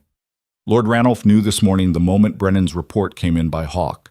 That is why he asked you about your hand. They have always known what you are, my lady. They sealed it in you. They sealed it in you so deep you could live a whole life and not find it. And now, he gestured at the table, at the dark frost veins on the king's throat. Now we need it. She stood with her hand on the edge of the stone table, and she stared down at the king's face. The shape of his closed eyes. The small line at the corner of his mouth where, once before he was sick, he must have actually smiled. She thought, I should walk out of this room right now and take a horse and go. She thought, I do not know how to ride a horse. She thought, very small, very steady, the way she had thought it in the great hall of Vargenhold, standing over an old woman with her last flask of water in her hand. Nobody else is going to. Tell me what to do, she said. Captain Brennan's shoulders dropped. Not in relief. In something heavier than relief. Put your hands on him, my lady. Both hands. One on his chest, one on his brow. And do whatever it was you almost did. The thing you have been afraid of your whole life. The thing they sealed in you. I don't know how. You know how. You have always known how. They only made you forget. She set her right hand flat on his chest, over the dark veins the way she had in the way station. She set her left hand on his brow. The cold under her palms was, this time, not a slow heave. This time it was an ocean. It rose up through the king's body to meet her. It rose so fast and so hard that she almost stumbled. She had to lock her knees and lock her elbows. The black veins under her right palm moved. They writhed. They turned, the way she had felt the cold turn in the way station. And this time they did not turn in surprise. This time they turned in recognition, and underneath the recognition was something that was almost hunger. The king's eyes flew open. They were not slate, they were not pale. They were two pits of black like the dome of the chapel without the crystals. His back arched off the stone table. His mouth opened in a soundless scream. The black veins on his throat exploded outward, spread up over his jaw, into his hairline, down into the cloth at his hips, and the hands that had been laid neatly along his sides came up and locked around her wrists with a strength she would not have believed his ruined body could have. And the cold under her palms was a door. And the door, somewhere very deep in her own ribs, in the place where the coal had been warm, opened.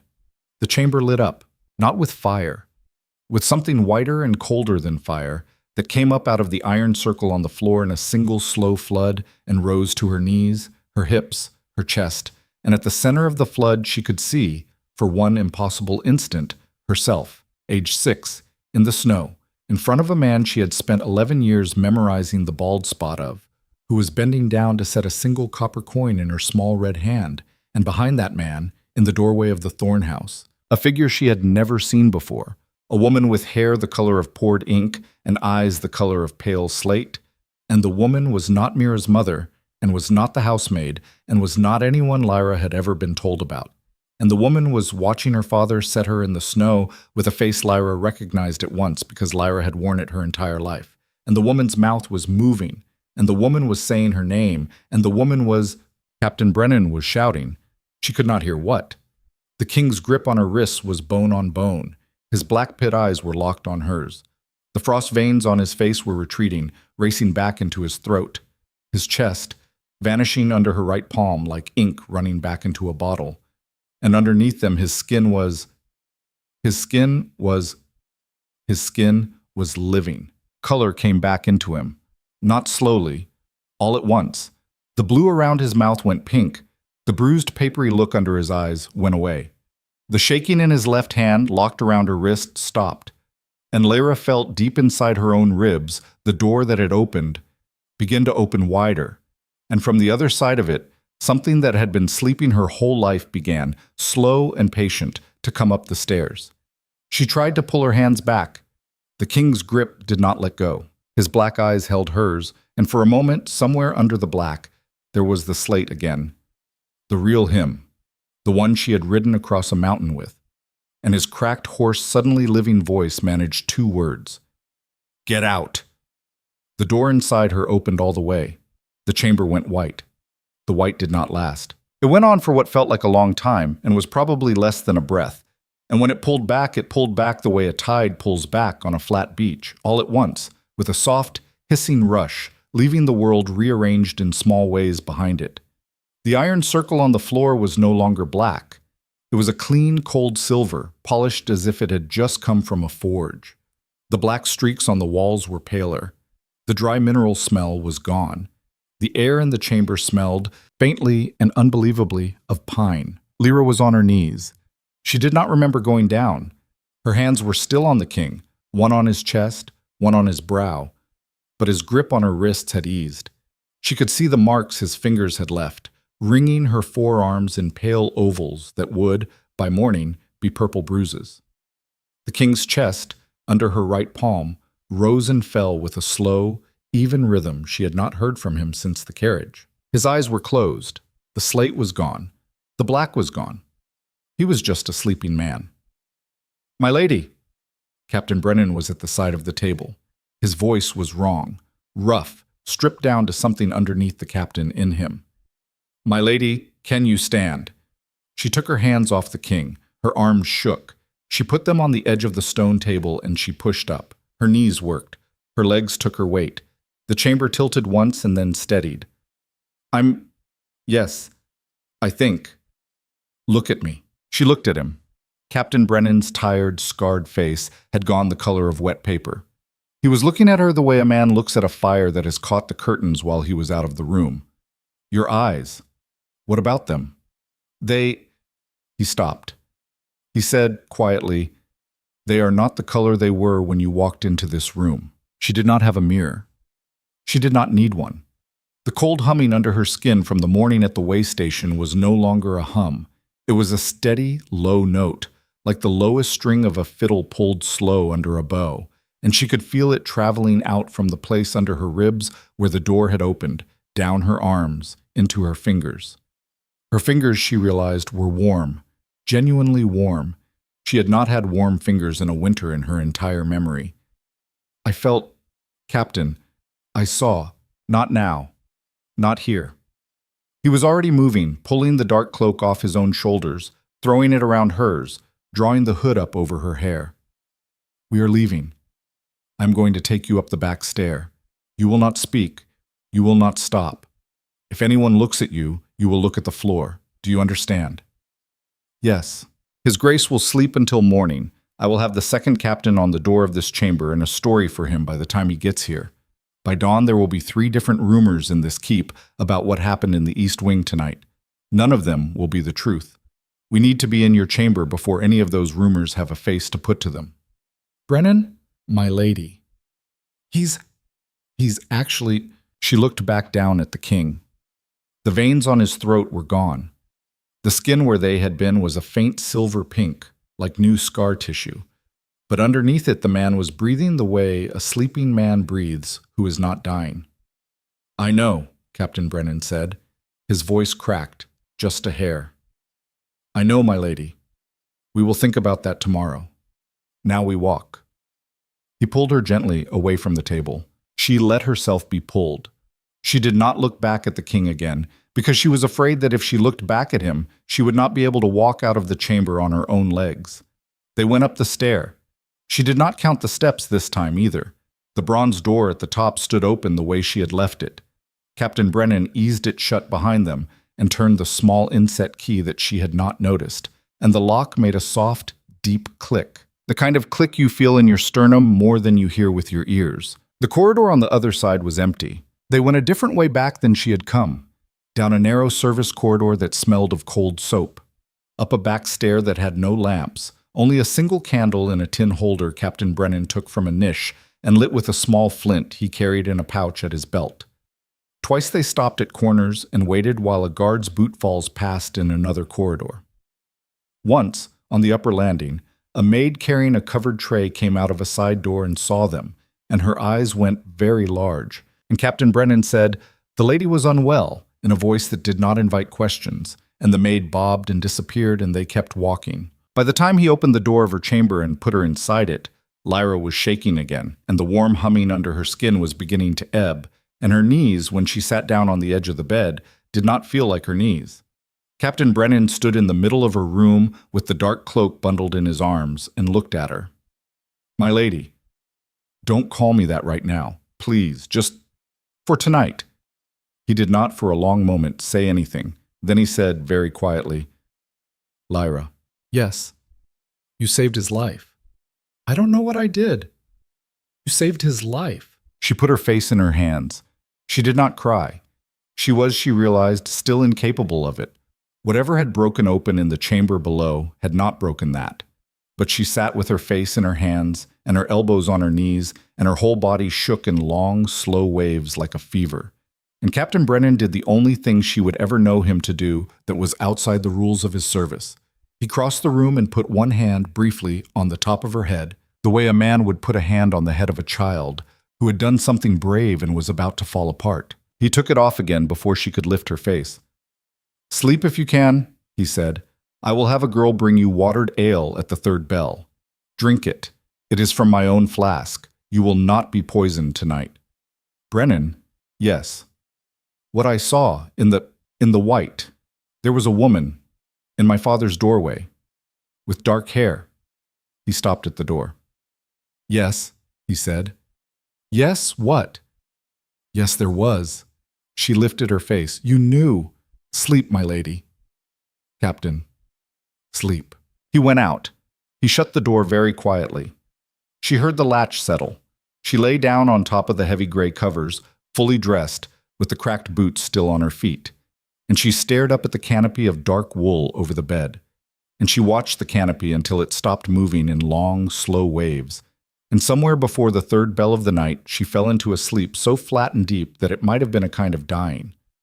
She woke to sunlight, real sunlight, pale winter sunlight coming sideways through the narrow window and laying a long stripe of clean gold across the foot of her bed. She lay still for a moment without understanding what was wrong, and then she understood. She had been in this keep for 2 days, and she had not, in 2 days, seen the sun. Somebody had banked her fire up. Somebody had set a tray on the writing desk, a small loaf, a wedge of pale cheese, a clay pitcher of something steaming, a cup, a clean linen. Somebody had folded a fresh dress at the foot of her bed. It was not slate gray. It was the color of new river ice, pale, cold blue with the faintest silver under the weave. The neck was cut higher than the slate dress, the sleeves longer, the lining heavier. It was a winter dress for someone who was meant to be seen in winter. There was a belt of plaited dark leather coiled on top of it, and beside the belt, in a small pewter dish, a single pin, not silver this time, iron, polished black in the shape of a thorn. She looked at the dress for a long time before she got out of bed. She washed at the basin. She ate the bread and the cheese, and she drank the tea, which was warm and bitter and tasted of something pine. She put on the new dress. The fit, again, was exact. She wound the leather belt twice around her waist, and she pinned the iron thorn at her shoulder, and she sat down at the writing desk and looked at her own hands in the cold morning light. They did not look different. There was no glow. There was no mark. The bruises around her wrists from the king's grip had come up overnight in dark, perfect rings the color of old wine. She pulled the long sleeves down to cover them. She lifted her eyes, finally, to the small mirror that hung above the desk. Captain Brennan had been right. The girl in the mirror had her own face. The same sharp chin, the same crooked nose from the time she had fallen down the orphan house stair at 6, and old Mama Bren had not been able to set it quite straight, the same small white scar through her left eyebrow from an older girl's ring on a bad night at 14. But her eyes were wrong. They had been the color of bog water all her life. A muddy brown-green nobody ever wrote songs about. They were now the color of pale slate, the same pale slate as the king's, the same pale slate as Lady Severin's, the same pale slate, she suddenly understood with a small, sick lurch, as the woman in her father's doorway and the white vision in the chamber under the mountain. She stared at herself for a long moment, then she closed her eyes. She made herself breathe, the way the old midwife instructor at the orphan house had taught the dying women to breathe. In on a slow count, out on a slower one. When she opened her eyes again, the slate was still there. There was a knock at the door. She put the linen back over the basin to hide its color, and she crossed to the door and she opened it. Lady Severin was standing in the corridor. The old woman's iron gray knot was bound as tightly as it had been the day before. Her charcoal dress was the same. Her face was the same. Her eyes, on Lyra's face, were not the same. Lady Severin looked at her for a long, long moment without speaking. The slate eyes traveled, very slowly, from the new pin at Lyra's shoulder to the dark bruises at the cuffs of her sleeves where Lyra had not pulled them down quite far enough, to her face, to her own eyes. Lady Severin's mouth moved once, very small, around something that did not become a word. Then she said, "His Grace asks for you." Now. Now. Lyra stepped out into the corridor. Lady Severin did not turn at once. She stood for one more second looking at Lyra's face, and Lyra had the unsettling feeling of being measured against a memory. "You favor her," Lady Severin said very quietly. "Around the mouth." "Who, Lady Severin?" The old woman did not answer. She turned and started walking.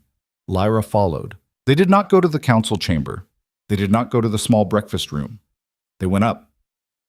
3 flights of the great stair, past the floor of the chambers, past the floor of the libraries, to a level Lyra had not yet been on, where the corridors were narrower and the lamps were fewer and everything smelled faintly of beeswax and of old paper. At the end of the corridor was a door of polished black wood with a single iron ring for a handle. There were no guards on it. Lady Severin stopped 2 paces short of the door. She did not knock. "Inside," she said, "you will speak only when spoken to. You will sit only when invited. You will not touch him unless he extends his hand first. Do you understand?" "Yes, Lady Severin." A pause. The slate eyes searched her face one more time. "Whatever happened last night," Lady Severin said, "you will tell no one. Not Brennan, not me, not yourself. The story for this keep is that he had a long sleep, and he is much improved this morning. That is the story. Do you understand me, child?" "Yes." "Good. Go in." She turned and walked back down the corridor without looking back. Lyra stood at the door for a moment with her hand on the iron ring. Then she pushed it open. The room on the other side was the first room in this keep that did not feel built for the cold. There was a real fire. Not the small, hungry fire of her own chamber. A real fire, burning in a wide stone hearth, throwing its heat the length of the room. The walls were lined with bookshelves, dark wood, packed tight. There was a long table at the center, scarred and dented from real use. There was a deep chair drawn close to the fire, with a fur thrown over the back of it. The light coming through the tall, narrow window behind the chair was the same clean winter sunlight that had woken her. The king was in the chair. He was sitting up. He was wearing a soft, dark wool shirt, open at the throat, and a pair of plain dark trousers, and there were no boots on his feet, only thick gray wool socks. There was a clay cup in his right hand. There was bread on a plate on a low stool beside him, half eaten. His left hand was resting on the arm of the chair. It was not shaking. He turned his head when the door closed behind her.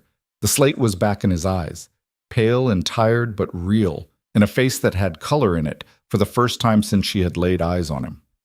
"Come in," he said. His voice was hoarse.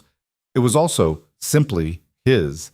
The careful economy was not in it anymore. He sounded like a man. She crossed the room. She stopped a careful distance from his chair. She did not sit. He had not invited her. He looked at her for a long time.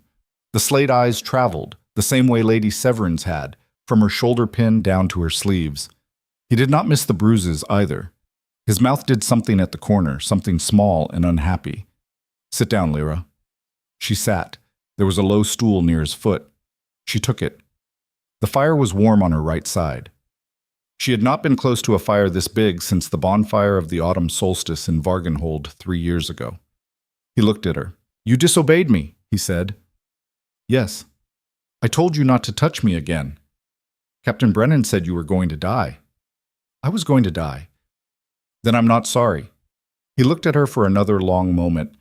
Then he set the clay cup down on the stool beside his bread, very carefully, with a steady hand. "Thank you," he said. "You said that on the road. I am saying it again, differently." "You're welcome." A silence. The fire popped. He looked into it for a moment instead of looking at her, and she had the chance to study his face properly for the first time in any kind of light, and she saw, not what she had expected to see.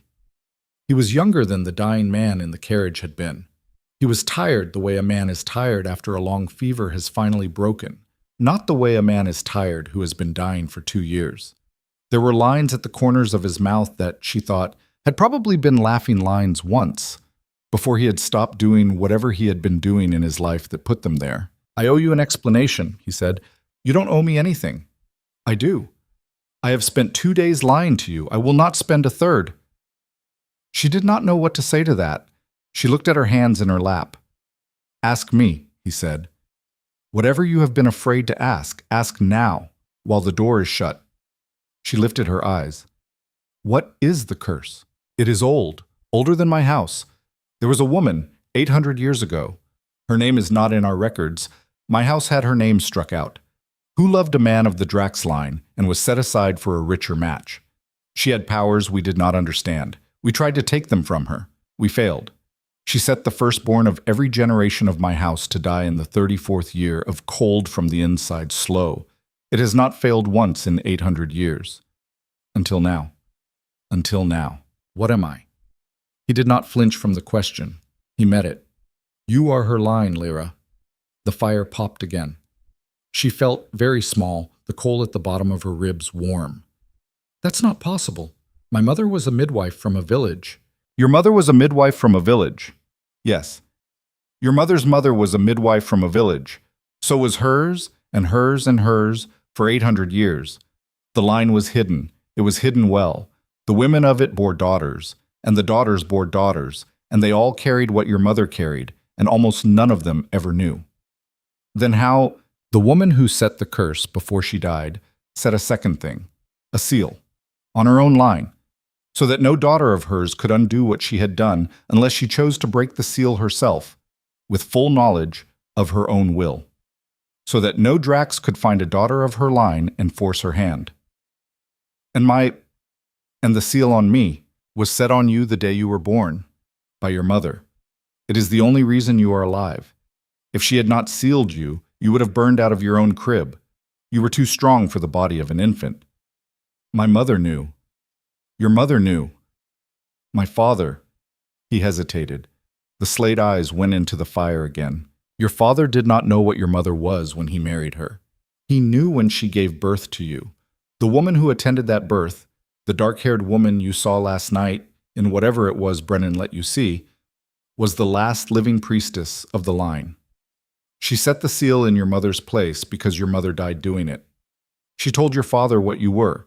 She told him that if he raised you in any kind of love, the seal might soften over the years and you might come into your power before you could hold it, and you would die, and the village might die with you. So your father threw you into the snow, and let the village call you cursed to make sure no one ever loved you enough to crack what was in you.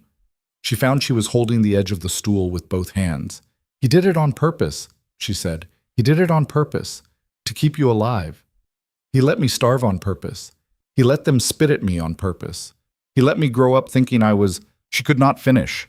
The coal at the bottom of her ribs was hot. The humming under her skin was back, low, like a fiddle string under a slow bow. She could feel, in her palms, a faint warmth. The king saw it. His eyes went to her hands. Easy, he said, quietly. She closed her hands into fists. I am not telling you this to make you forgive him. I'm not going to forgive him. Good. I am telling you so that you know what you are. The seal on you is not gone. What happened last night was a tear, a small tear, enough for me, not enough for you to live with longer than a few weeks at the most. What happens in a few weeks? The cold comes back. Mine. The seal will close again. It is closing right now. By the new moon, I will be where I was on the road, maybe sooner. Then last night was a stay of execution. For me, yes. Then what was the point?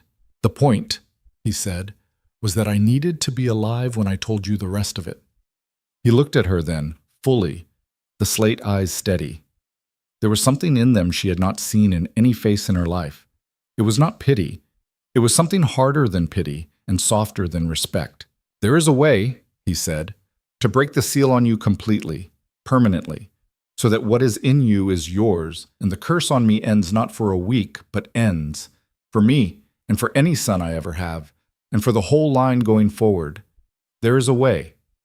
How? You have to go back. Where? To Vargenhold, to your father's house. The seal was set there. It can only be broken there. By you. With the truth in your hand. The whole truth, named out loud, in the place where the lie was made. She stared at him. You want me, she said, to ride back into the village that calls me cursed, walk into my father's house, and make him say it, yes, make him say what he did and why, in front of his household, in front of Mira, in front of anyone you can drag into the room, The seal was set in shame. It comes apart in shame brought into the light. That is how the priestess made it. He won't say it. You will make him say it. I'm not... Captain Brennan called me a girl yesterday, and he was right. I'm a girl. I'm a girl from a village who can barely sit a horse. I cannot walk into the noble house of Thorn and make a man. Lyra. She stopped. Look at your hands. She looked. There were small, pale lines of light running along the inside of her palms. Not bright, faint, like the moon glimpsed through a thin cloud. As she watched, they faded. You are not a girl from a village, he said. You are the one this keep has been waiting for 800 years. You have been a girl from a village because they made you one. You will stop being one when you decide to. And if I go to Vargenhold and I do this and I break the seal, what then? To me. Then what is in you is yours, all of it. You will not need to fear it. You will not need the keep to hide you. You will be free of us, if you want to be. He paused. He was looking into the fire again. I will not pretend that I have no preference about what you choose to do after that, he said. But that is for after. First the seal. Then we will see what kind of woman you turn out to be when you are not carrying a wall inside your own ribs. She did not for a long moment answer. Then she said, When? Tomorrow at dawn. With Brennan. 6 men. You go as my lady, and you go with the keep's banner, and you go in a carriage with the Drax crest on it, and your father will not be able to bar his door to you. There will be a wedding here in 8 days that I have already postponed by Hawk this morning. It will wait for you. You postponed the wedding? Yes. Lord Ranulph. Lord Ranulph will be furious. He'll think you postponed it because you don't want me. Lord Ranulph will think what he chooses to think. You are my problem, Lyra, not his. She looked at him. Why? She said, very quietly. Why are you doing this? The honest answer. He did not look away from the fire. Because you gave a stranger your last water, he said, in a hall full of women who would have stepped over her body. I have watched a great many people do the calculation in front of me, Lyra. You are the first one I have seen in a long time who did not stop to do it. The fire popped. I needed a queen who would not stop to do the calculation, he said. I expected to find one I did not have to like. I have not had time, today or yesterday, to think about whether I like you. I am telling you this so that you understand my preference. When I tell you that I have one, is not a thing you owe me anything for. She sat very still. After a moment, she said, All right what? All right, I'll go. To Vargenhold, tomorrow. He let out a breath she had not realized he had been holding. Thank you. You said that already. Yes, I did. She stood up. Her knees worked. The room tilted just a little and steadied. Your Grace. Kaelin. In this room. Just in this room. Kaelin. Kaelin? Yes. If I go down there and I make him say it and the seal breaks, and the cold pulls all the way out of you, and you live, yes. Will you still want this wedding? He looked at her, at last. Properly, all the way, the slate eyes steady on hers, without the door coming down behind them. That, he said, is the first question you have asked me that I would like the chance to answer slowly, and not from this chair. She held his look for a beat. Then she nodded, once. All right, she said. She turned and went to the door. She had her hand on the iron ring when his voice came again behind her, quiet. Lyra. Yes, whatever you saw last night, in the white, about my house, about yours, whatever you saw your father do. Yes. You do not have to forgive any of it. You do not have to forgive any of us, including me, to do what you have to do tomorrow. I know. She opened the door. She stepped out. She closed it behind her. She walked the corridor with her hands at her sides and her chin up the way Lady Severin had taught her, smaller steps. The room comes to you, and she went down the great stair, and on the second landing she met 2 women, 2 of the noble wives of the keep, in long pale dresses with silver at their throats, in the middle of some private conversation she did not catch the end of. And the women turned to look at her as she passed. They were going to do what these women had done at her in the courtyard yesterday and at the way station the night before. She knew the shape of it before it happened, the slide of the eyes, the small whisper, the little ugly laugh after she had passed. The taller of the two women opened her mouth. She also looked properly at Lyra. Her eyes went to the iron thorn at Lyra's shoulder. They went to Lyra's eyes. They went briefly, very briefly, to Lyra's hands. Her mouth closed. She inclined her head. Not a deep bow. A small, careful inclination of the head, of the kind a woman of rank gives to a woman she has just realized is also of rank and is not certain of the order. Beside her, the other woman, slower, less sharp, but no slower than half a heartbeat behind, did the same. "My lady," the taller woman said. "My ladies," Lyra said. She did not stop. She went past them, down the rest of the stair, and she did not look back. But she heard, at the top of the stair behind her, the silence the two women held for at least 10 seconds before either of them said a single word to each other. 10 full seconds. She counted them. In her own corridor, she met no one. She went back into her chamber and she shut the door and she stood with her back against it and she breathed. The coal at the bottom of her ribs was warm.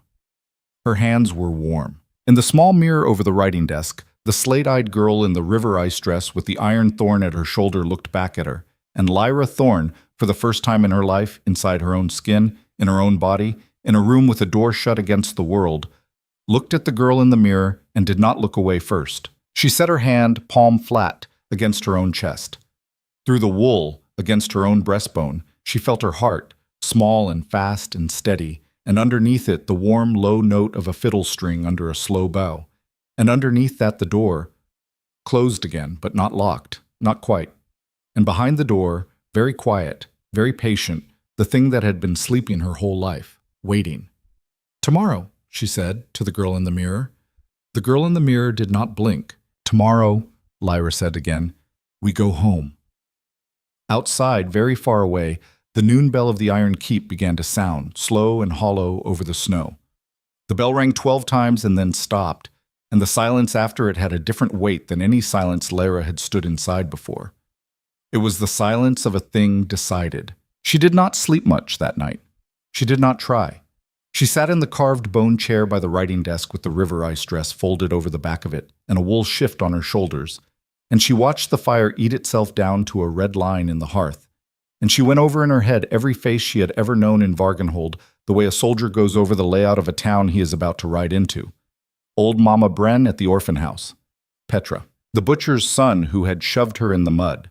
The yellow shawl girl who had stepped away from a dying woman. Matron Veska in her red robe. Mira with her honey braid and her trained smile. Her father. The bald spot at the back of her father's head. She kept coming back to that. Not to his face.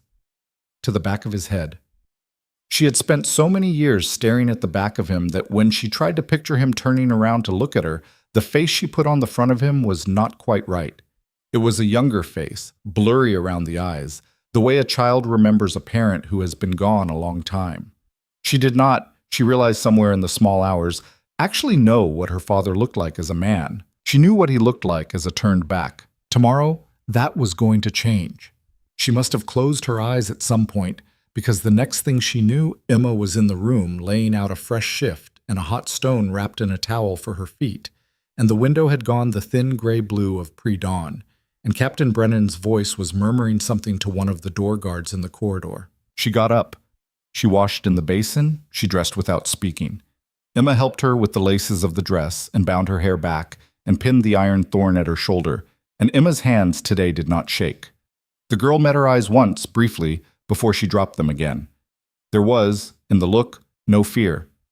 There was something almost like, Lyra was not sure. Curiosity, maybe. The look you give a person you have decided to wait and see about. That was new, too. Captain Brennan was waiting at the end of the corridor with 5 of his men. They were in dark riding leathers, plain, no Drax insignia at the throat. They wore the crest only on the carriage, he had told her last night through the door. For the village, not for the road. The road did not need to know who they were. The village needed to be reminded. He looked her over once. He nodded. "My lady." "Captain." "It is 60 miles. We will be at the edge of Vargenhold before dark if the pass holds. We do not stop unless we have to." "All right. His Grace asked me to tell you something." "What?" He said, "Do not be brave for my sake. Be honest for your own. She looked at him. After a moment, she said, Tut, tell him, my lady. Tell him I'll try. Captain Brennan's mouth did a small thing that was not quite a smile. I will tell him. The carriage in the courtyard was not the plain black one she had ridden up in. This one was painted the dark wine red of dried blood, and the Drax thorn and crown was burned into both doors, and there were 6 fresh horses in harness instead of 4. The outrider's tack had small silver bells on it. They would jingle the whole way down the pass. The whole valley would hear them coming. That too, she understood, was for the village. She climbed in. The door shut. The carriage rolled out under the iron throat of the gate and into the gray morning, and the bells on the outrider's tack were the only sound for the first long mile, 60 miles. It had felt like the other side of the world 3 days ago, riding the other way. This time, it took the carriage from before dawn until the long winter light was beginning to slant low and gold over the western ridge. The pass was open. The snow on the road was packed hard enough to ride on. They stopped only twice, both times to let the horses blow.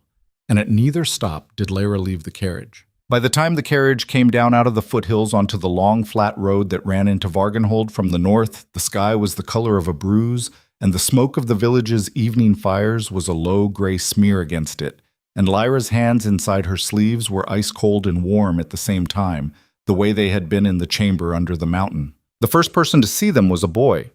He was maybe 10.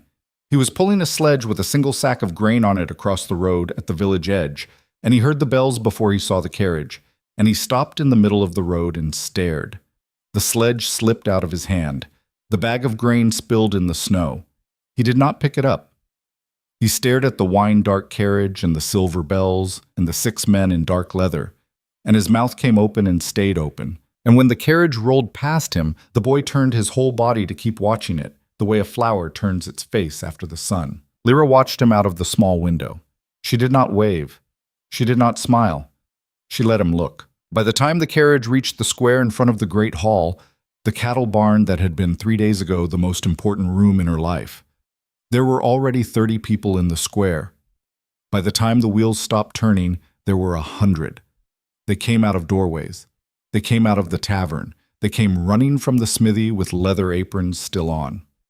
Word travels in a frontier village the way fire travels in a dry hayloft. And by the time Captain Brennan swung down off his horse and crossed to the carriage door, it looked as if half of Vargenhold was packed shoulder to shoulder in the square, and the other half was leaning out of upper windows. Captain Brennan opened the door. He did not offer his hand. He had been told not to. He stepped back the regulation 2 paces, and he bowed. My lady. She stepped down. She did it the way Lady Severin had taught her. Smaller steps. The room comes to you. Her boots, new boots, soft black leather, given to her that morning, touched the packed snow of the square with a small, dry sound, and the village made a noise that was not a single noise. It was 100 small intakes of breath. The river ice dress under the gray cloak was not visible from this distance. The iron thorn at her shoulder was not visible either. What was visible was the cloak with the dark Drax fur lining, and the way she held herself, and her face. They could see her face. She watched the village see her face. She watched the slate of her eyes register in row after row of them, and she watched, like a wave, the recognition of what that meant move through the crowd. She watched a woman near the front, the woman in the yellow shawl from the ceremony 3 days ago, make a sign with her fingers against her own breastbone, the village sign against bad luck. Lyra, very deliberately, did not pretend not to see it. She held the woman's eyes for 1 beat. The woman dropped them. Lyra looked past her, across the square, to the tall, narrow house at the eastern edge with the black briar carved over the lintel. Captain. My lady. To the Thorn house. My lady. Brennan did not move at her elbow, but the 5 men of his guard shifted, very slightly, into a loose half-circle behind her, and the half-circle moved with her as she walked, and the village split open in front of her without anyone having to say a word. Mothers pulled children back by the collar. Men stepped backward into doorways. A dog began to bark, and was silenced fast by a hand on its muzzle. Nobody spoke. Nobody dared. She walked across the square the way she had walked 1,000 times in her life, except this time the ground felt different under her feet. This time the people of Vargenhold did not pretend not to see her. The door of the Thorn house was shut. There was smoke coming out of the chimney. She stopped on the threshold. Captain Brennan's fist came up. "No," she said quietly. "Let me." He stepped back. She knocked. The door opened a crack. A thin face. An older woman. The housekeeper. Lyra remembered her vaguely. A woman called Hesta, who had once given her a heel of bread out of a side window when she was 8, peered through. Hesta's eyes went round. She tried to shut the door. Lyra put her hand against the door. She did not push. She just held it. The door, against the housekeeper's full weight on the other side of it, did not move. "Hesta," she said gently, "please open the door. I have to ask the master." "You don't. The master is going to be very glad to see me. Open the door, Hesta." The housekeeper opened the door. The hall of the Thorn house smelled the way it had always smelled. Beeswax and dried lavender, and something underneath both of those that was the particular smell of a house where nothing had been honest in a long time. The fire was burning in the great hearth. There were candles lit in the wall sconces. There was, Lyra noted with a small cold flick somewhere under her ribs, a half-finished wedding garland of dried red berries on the long table. Mira's, of course, in case the king changed his mind, in case the cursed bastard ran or died or was set aside, in case there was still a chance. Voices from the side room, her father's voice, Mira's voice, another man's voice, older, that she did not know. "Hesta. Hesta, who is at the door at this hour?" Her father came out of the side room. He was older than the back of his head had let her remember. That was the first thing she saw. He was 60, maybe. Smaller than she remembered. Thinner. His hair, what was left of it, was almost white. The bald spot she had memorized at the back of his head was visible all the way around now. He was wearing a good wool tunic, dark green, with the thorn briar pinned at the throat in silver. He had a goblet in his hand. He stopped in the doorway between the side room and the hall. He saw her. The goblet in his hand did not drop. She would later give him that much. He held on to it, but his face went through 3 colors in less than 2 breaths. White. Then a strange flushed pink. Then a chalky gray that settled in and stayed. Behind him, in the doorway, Mira appeared. The honey braid was gone. Mira had her hair down. She was wearing a soft house dress of pale pink wool. Her face, when she saw Lyra, did not change colors. It went still. The trained smile did not come up. The trained anything did not come up. Her sister, for one unguarded second, looked at her like she was looking at a ghost, and Lyra realized with a slow, hard pity that Mira had genuinely believed she would never see her again. "Lyra," her father said. He had not said her name out loud in 9 years. It came out wrong, cracked at the edges. He said it again, more carefully. "Lyra." "Father." She walked into the hall. Captain Brennan stayed in the doorway. 2 of his men came in behind her and stood, polite and silent, by the wall. The other 3 did not come in. They closed off the porch and the yard. You should not have ridden, child. You must be—" "Hesta, fetch wine, fetch." "No wine, Hesta, thank you."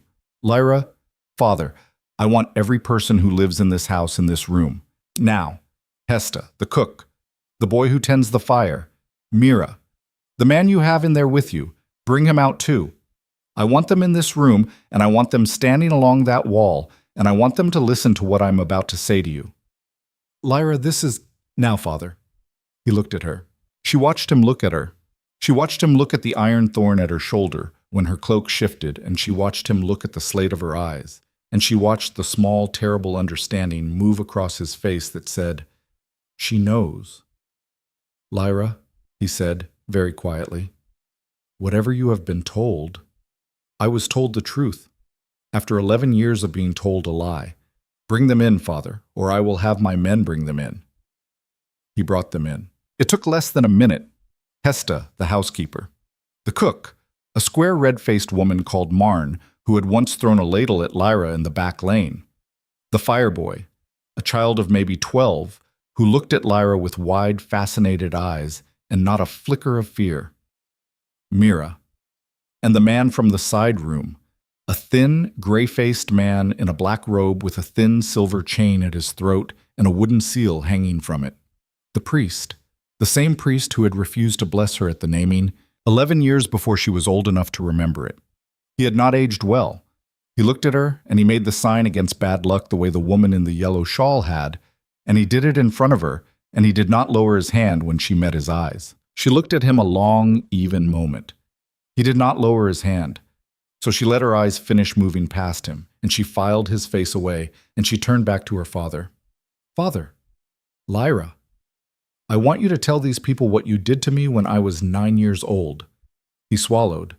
The goblet in his hand was beginning just slightly to shake. "Lyra, I do not know what you mean. I sent you to live with. You set me down in the snow at the edge of the Vargin Creek with 1 copper coin, and you told me not to follow you home, because if I came home, you would set the dogs on me." A small, sharp sound from Hesta. The housekeeper's hand had come up to her mouth. She, at least, had not known. "Lyra, that is not. Tell them why." "There is no. Tell them why, father. You can tell them or I can tell them, but you will tell them, and you will tell them in your own voice, and you will tell them true." He did not speak. He stared at her. She lifted her right hand, palm up, in front of her own chest. There was nothing in the palm. It was empty. She did not tell it to do anything. She just thought very calmly, the way she had thought in the chapel. "Show them." A small cold light came up out of her palm. It was not a flame. It was a soft, low light, the color of moonlight on snow, and it sat in her hand without burning her, and it threw a faint pale glow up onto her face, and the entire hall of the Thorn house went silent, the way a hall goes silent when nobody in it can remember how to breathe. Mira made a small sound, not a scream, a sound that was almost a laugh and almost a sob, and was actually neither. The priest backed away a step. Her father's goblet finally dropped. It hit the rug, and the wine in it spread, slow, dark. "Tell them, father." "Lyra, tell them what my mother was. Tell them what I am. Tell them why you threw me away. Tell them about the woman who came to attend my birth and what she told you to do. Tell them about the seal. Tell them you let an entire village call your own daughter cursed for 9 years to keep her alive. Tell them, father. I will not say it for you. They have to hear it from your mouth." The silence in the hall was so heavy you could have leaned against it. He looked at the cold light in her palm. He looked at her face. He looked at the priest, who did not look back at him. He looked at Mira. Mira did not look at him either. Mira was looking at her sister, and the look on Mira's face was something Lyra had never put a name to and would, later, take a long time to. Her father's mouth opened. He started talking. He did not stop for a long time. Once he had started, it seemed almost to be a relief. He told Hesta and Marn and the fire boy about Lyra's mother, that her mother had not been a midwife from a village, not really, that her mother had been the last living daughter of a hidden line, that he had not known when he married her, that he had only learned what she was the night Lyra was born, when his wife had bled out on a kitchen table and a strange dark-haired woman he had never seen before had appeared in his door and laid hands on the screaming infant and sealed her, and had told him what would come of the child if she was raised in any kind of love. He told them how he had sat with the priest of the village afterward, how the two of them had decided, over a long bottle of brandy on a cold night, that the safest thing for the child and for the village was to make her unlovable, to make her cursed. He told them how he had remarried into the noble Thorns within the year, how he had used Mira's mother's family money to buy his way into a name that would protect Mira and damn Lyra, how he had stood in a doorway one morning when Lyra was 9 and the village had gotten too loud about her and the seal had begun very slightly to soften. "I felt it," he said one night when she came home crying, "and I made the mistake of putting a hand on her hair. I felt the air in the house change. Do you understand? I had no choice. I had no choice." And how he had walked her out to the Vargin Creek and put a single copper coin in her hand and told her not to come home. He cried before he finished. Not loudly. The slow, ugly crying of an old man who has held a thing inside him so long that the leak of it tastes like rust. Mira did not cry. Mira, somewhere in the middle of his story, sat down on the stone bench by the hearth, very slowly, and put both hands flat on her knees and stared at the floor and did not move again. The priest, halfway through, tried to leave. "Stay," Lyra said, without turning to look at him. He stayed. His thin shoulders trembled inside the black robe. When her father was finally done, when he had run out of words and was standing in the middle of his own hall with the wine puddled around his shoes, looking smaller than he had any right to be, an old man in a good green tunic, Lyra lowered her hand. The cold light in her palm went out. She looked at the people along the wall. Hesta was weeping quietly into her apron. Marn the cook had her arms crossed over her chest, and her red face had gone the color of bread dough. The fireboy was staring at Lyra with the same wide fascination as before, and his fascination, she realized, was not at the light. It was at her. She looked at the priest. "You," she said, "out of my father's house, tonight. You will not preach in this village again. If I hear that you have, I will come back." He stumbled out. Captain Brennan's man at the door did not stop him. She looked at her father. "Father?" "Lyra, you did what you thought you had to do. I don't forgive you." He nodded, once. The slow nod of a man who has not asked to be forgiven and has not quite expected it. "But I understand it," she said, "and what you did kept me alive. And I'm going to walk out of this house in a minute, and you and I will probably not speak again in this life. And that is the kindest thing I can do for both of us. Do you understand me, Father?" "Yes," he said. "Look at me." He looked at her. It was the second time in 3 days that her father had looked her in the face. He held it longer this time. His eyes, they were a brown she had not remembered, a warm brown, like wet bark. She must have gotten her bog-water eyes from him before they had turned to slate. She wondered for one strange second if he had loved her as a baby, before he had known what she was, before the dark-haired woman had stood in his doorway. She did not ask. She turned to Mira. "Mira," her sister lifted her face from her hands. Her eyes were dry. Her mouth was set in a flat, hard line that Lyra had never seen on it. "Lyra." "I'm sorry." That was not what Mira had expected. The flat line wavered, just a little. "You're sorry. I should have come for you. I should have understood that he did the same thing to you in a different shape. He raised you to be what would survive in this house. I was the one who got out. I should have come back. I'm sorry I didn't." Mira looked at her for a long, long time. Then Mira said very quietly, "I hated you my whole life. I know. I hated you because they told me to. I hated you because it was easier than asking why. I know, Mira. I don't know what to do with this. You don't have to do anything with it tonight. Mira stopped. She put a hand up over her own mouth. She took it down again. If you ever come back to this village, don't come to this house first. Come to mine. You don't have a house." "I will." A small, tight pause. Lyra held it, then she nodded, once. "All right," she said. "All right, Mira." She turned finally toward the door. She had taken 2 steps when the seal broke. She did not know at the time that that was what was happening. What she felt was that the warm coal at the bottom of her ribs, which had been a coal, suddenly was not. It was a star. The door inside her, which had been closed but not locked, fell open all the way and stayed open, and behind the door was no longer a stair going down. Behind the door was a sky. She stopped walking. Her hands lifted very slightly away from her sides. She did not lift them. They lifted themselves. The cold light came up out of both of her palms at once. Not soft this time, not low. Bright.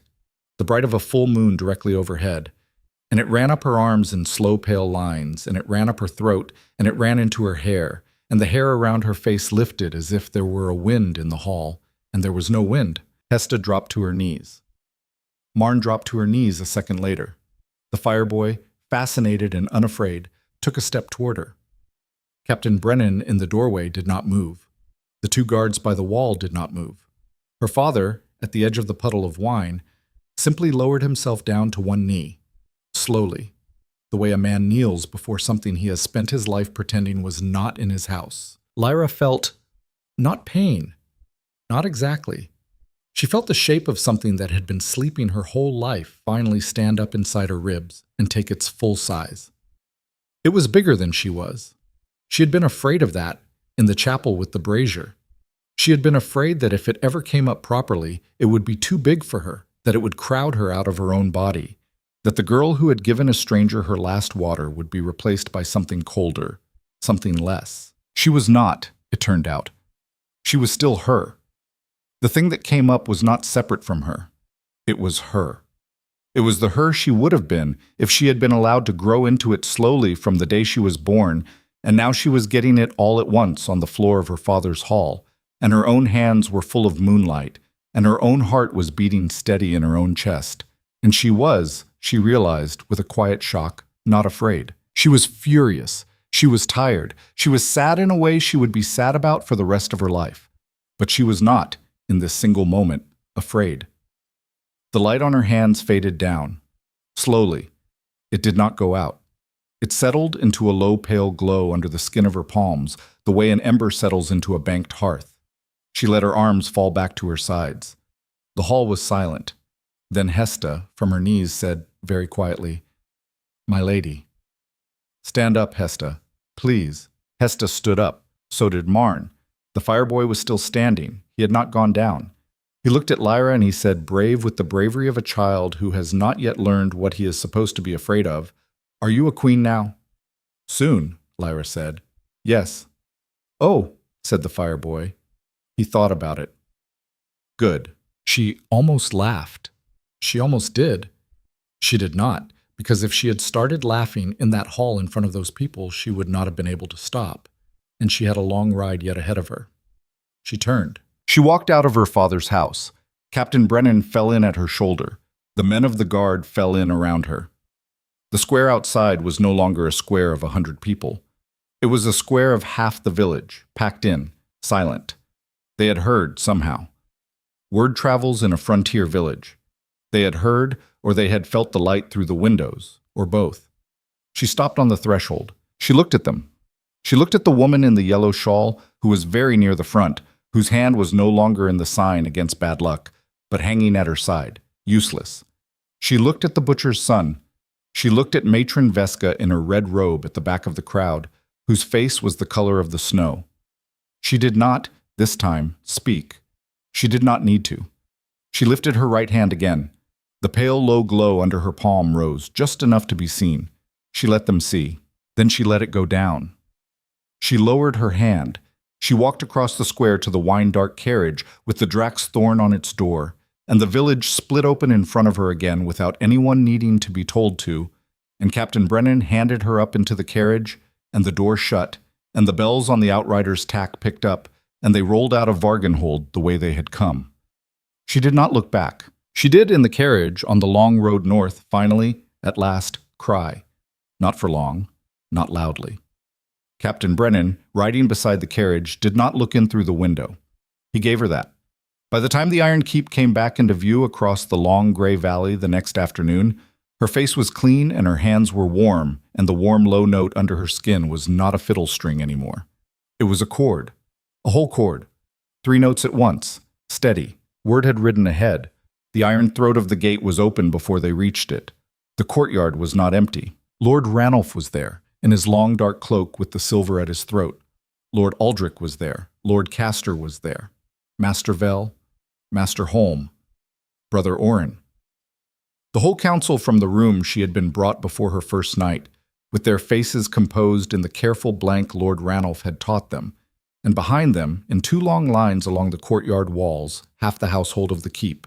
The maids, the cooks, the grooms, Lady Severin at the foot of the great stair in her charcoal dress, her iron gray knot bound tight, her hands folded in front of her. And on the bottom step of the great stair, alone, in a plain dark coat with no crown and no jewels and no chain of office, the king. He was standing on his own legs. He had no cane. He had no captain at his elbow. His left hand was at his side and it was not shaking. The slate of his eyes, even from across the courtyard, was clear. The carriage stopped. Captain Brennan opened the door. He bowed. "My lady." She stepped down. She did not need Lady Severin's instruction this time. Smaller steps. "The room comes to you." She walked across the courtyard toward the great stair, and the cobbles under her boots were the same cobbles, and the air had the same dry mineral smell, and the keep was the same iron jawbone in the cliff. But the woman walking across the courtyard was not the woman who had ridden in 3 days ago in a patched gray cloak with mud on her cheek. The household of the keep, All of them, as she passed, bowed. It was not the small, careful incline of the head she had gotten on the stair from the two noble wives. It was a real bow, a waist bow from the men, a full curtsy from the women. Even Lord Ranulph, who had very nearly poisoned her 2 nights ago in a council chamber by way of a treasurer named Master Vell, even Lord Ranulph inclined his head a careful, exact, unmistakable measure further than he had inclined it the first time. She walked past him. She felt his honey eyes on her back. She stopped at the bottom of the great stair. The king looked down at her. She looked up at him. He did not speak first. He waited for her. "Kaelin," she said, quietly, just for him. "Lyra, it's done. I can see." He told them, all of it, in front of the household. The seal, it broke walking out of his house. I was halfway to the door. I felt it. You felt it. From here, yes. She looked at him. She looked at the slate of his eyes and the color in his cheeks and the absence of the gray-blue around his mouth, and she thought about the man on the stone table under the mountain with the black frost veins on his throat, and she thought about the man in the carriage who had said, "Because you were the only one who moved." And she thought about a girl in a patched gray cloak with an empty flask in her hand standing in the back of a cattle barn 3 days and an entire lifetime ago. She put her right hand out, palm up, the way she had in her father's hall. She did not call any light into it. She just held it open between them. "You said," she said, "that we would see what kind of woman I turned out to be, when I was not carrying a wall inside my own ribs. You said there was a question I asked you, in your library, that you wanted to answer slowly, and not from a chair. I remember. I'm not asking it now. There's time. There's actually time now for both of us, for a lot of things. She stopped. She started again. I'm not the cursed bastard from the back of the hall anymore. I don't know yet what I am instead. I'm going to take a while to find out. I would like the company. While I find out, if you would like to give it." A pause. The king, Kaelin, came down off the bottom step. He took her open hand in his. His fingers were warm. It was, she would think later, the smallest possible motion for a courtyard full of nobles and servants and council lords and a captain of the guard to witness. He simply took her hand in his, and he did not let go. And he said quietly, just for her, "I would like to give it." The household saw. The council saw. Lady Severin, at the foot of the stair, saw. And in the courtyard of the Iron Keep, on the cobbles where she had stepped down out of a king's carriage 3 days ago in cracked boots and a patched gray cloak, no one bowed to Lyra Thorn because she had married a king, and no one bowed to her because she had broken a curse, and no one bowed to her because she had moonlight under her palms. They bowed finally to the girl who had given a stranger her last water. That was the part that stayed with her, all the years afterward, when she was queen and the long winters came and the wolf tribes came down out of the eastern slope, and the keep had children in its corridors again, some of them with slate eyes, some of them with bogwater brown. And she stood on the great stair with 1,000 small decisions to make, and almost no one left alive who remembered Vargenhold the way she did. It was not the power that had saved her. It was not even the love, though the love came slowly, the way love comes to people who have to learn it from the beginning. It was the small, stubborn thing at the bottom of her, the thing she had been born with and could not be sealed out of her. The part of her that had seen an old woman fall down in a hall full of women in clean dresses and had not stopped to do the calculation. You could lock a girl out of her own power for a lifetime, she would think, on the long nights when the keep was quiet. You could make a whole village call her cursed. You could take her name away. You could put her in the snow with a copper coin and tell her not to come home.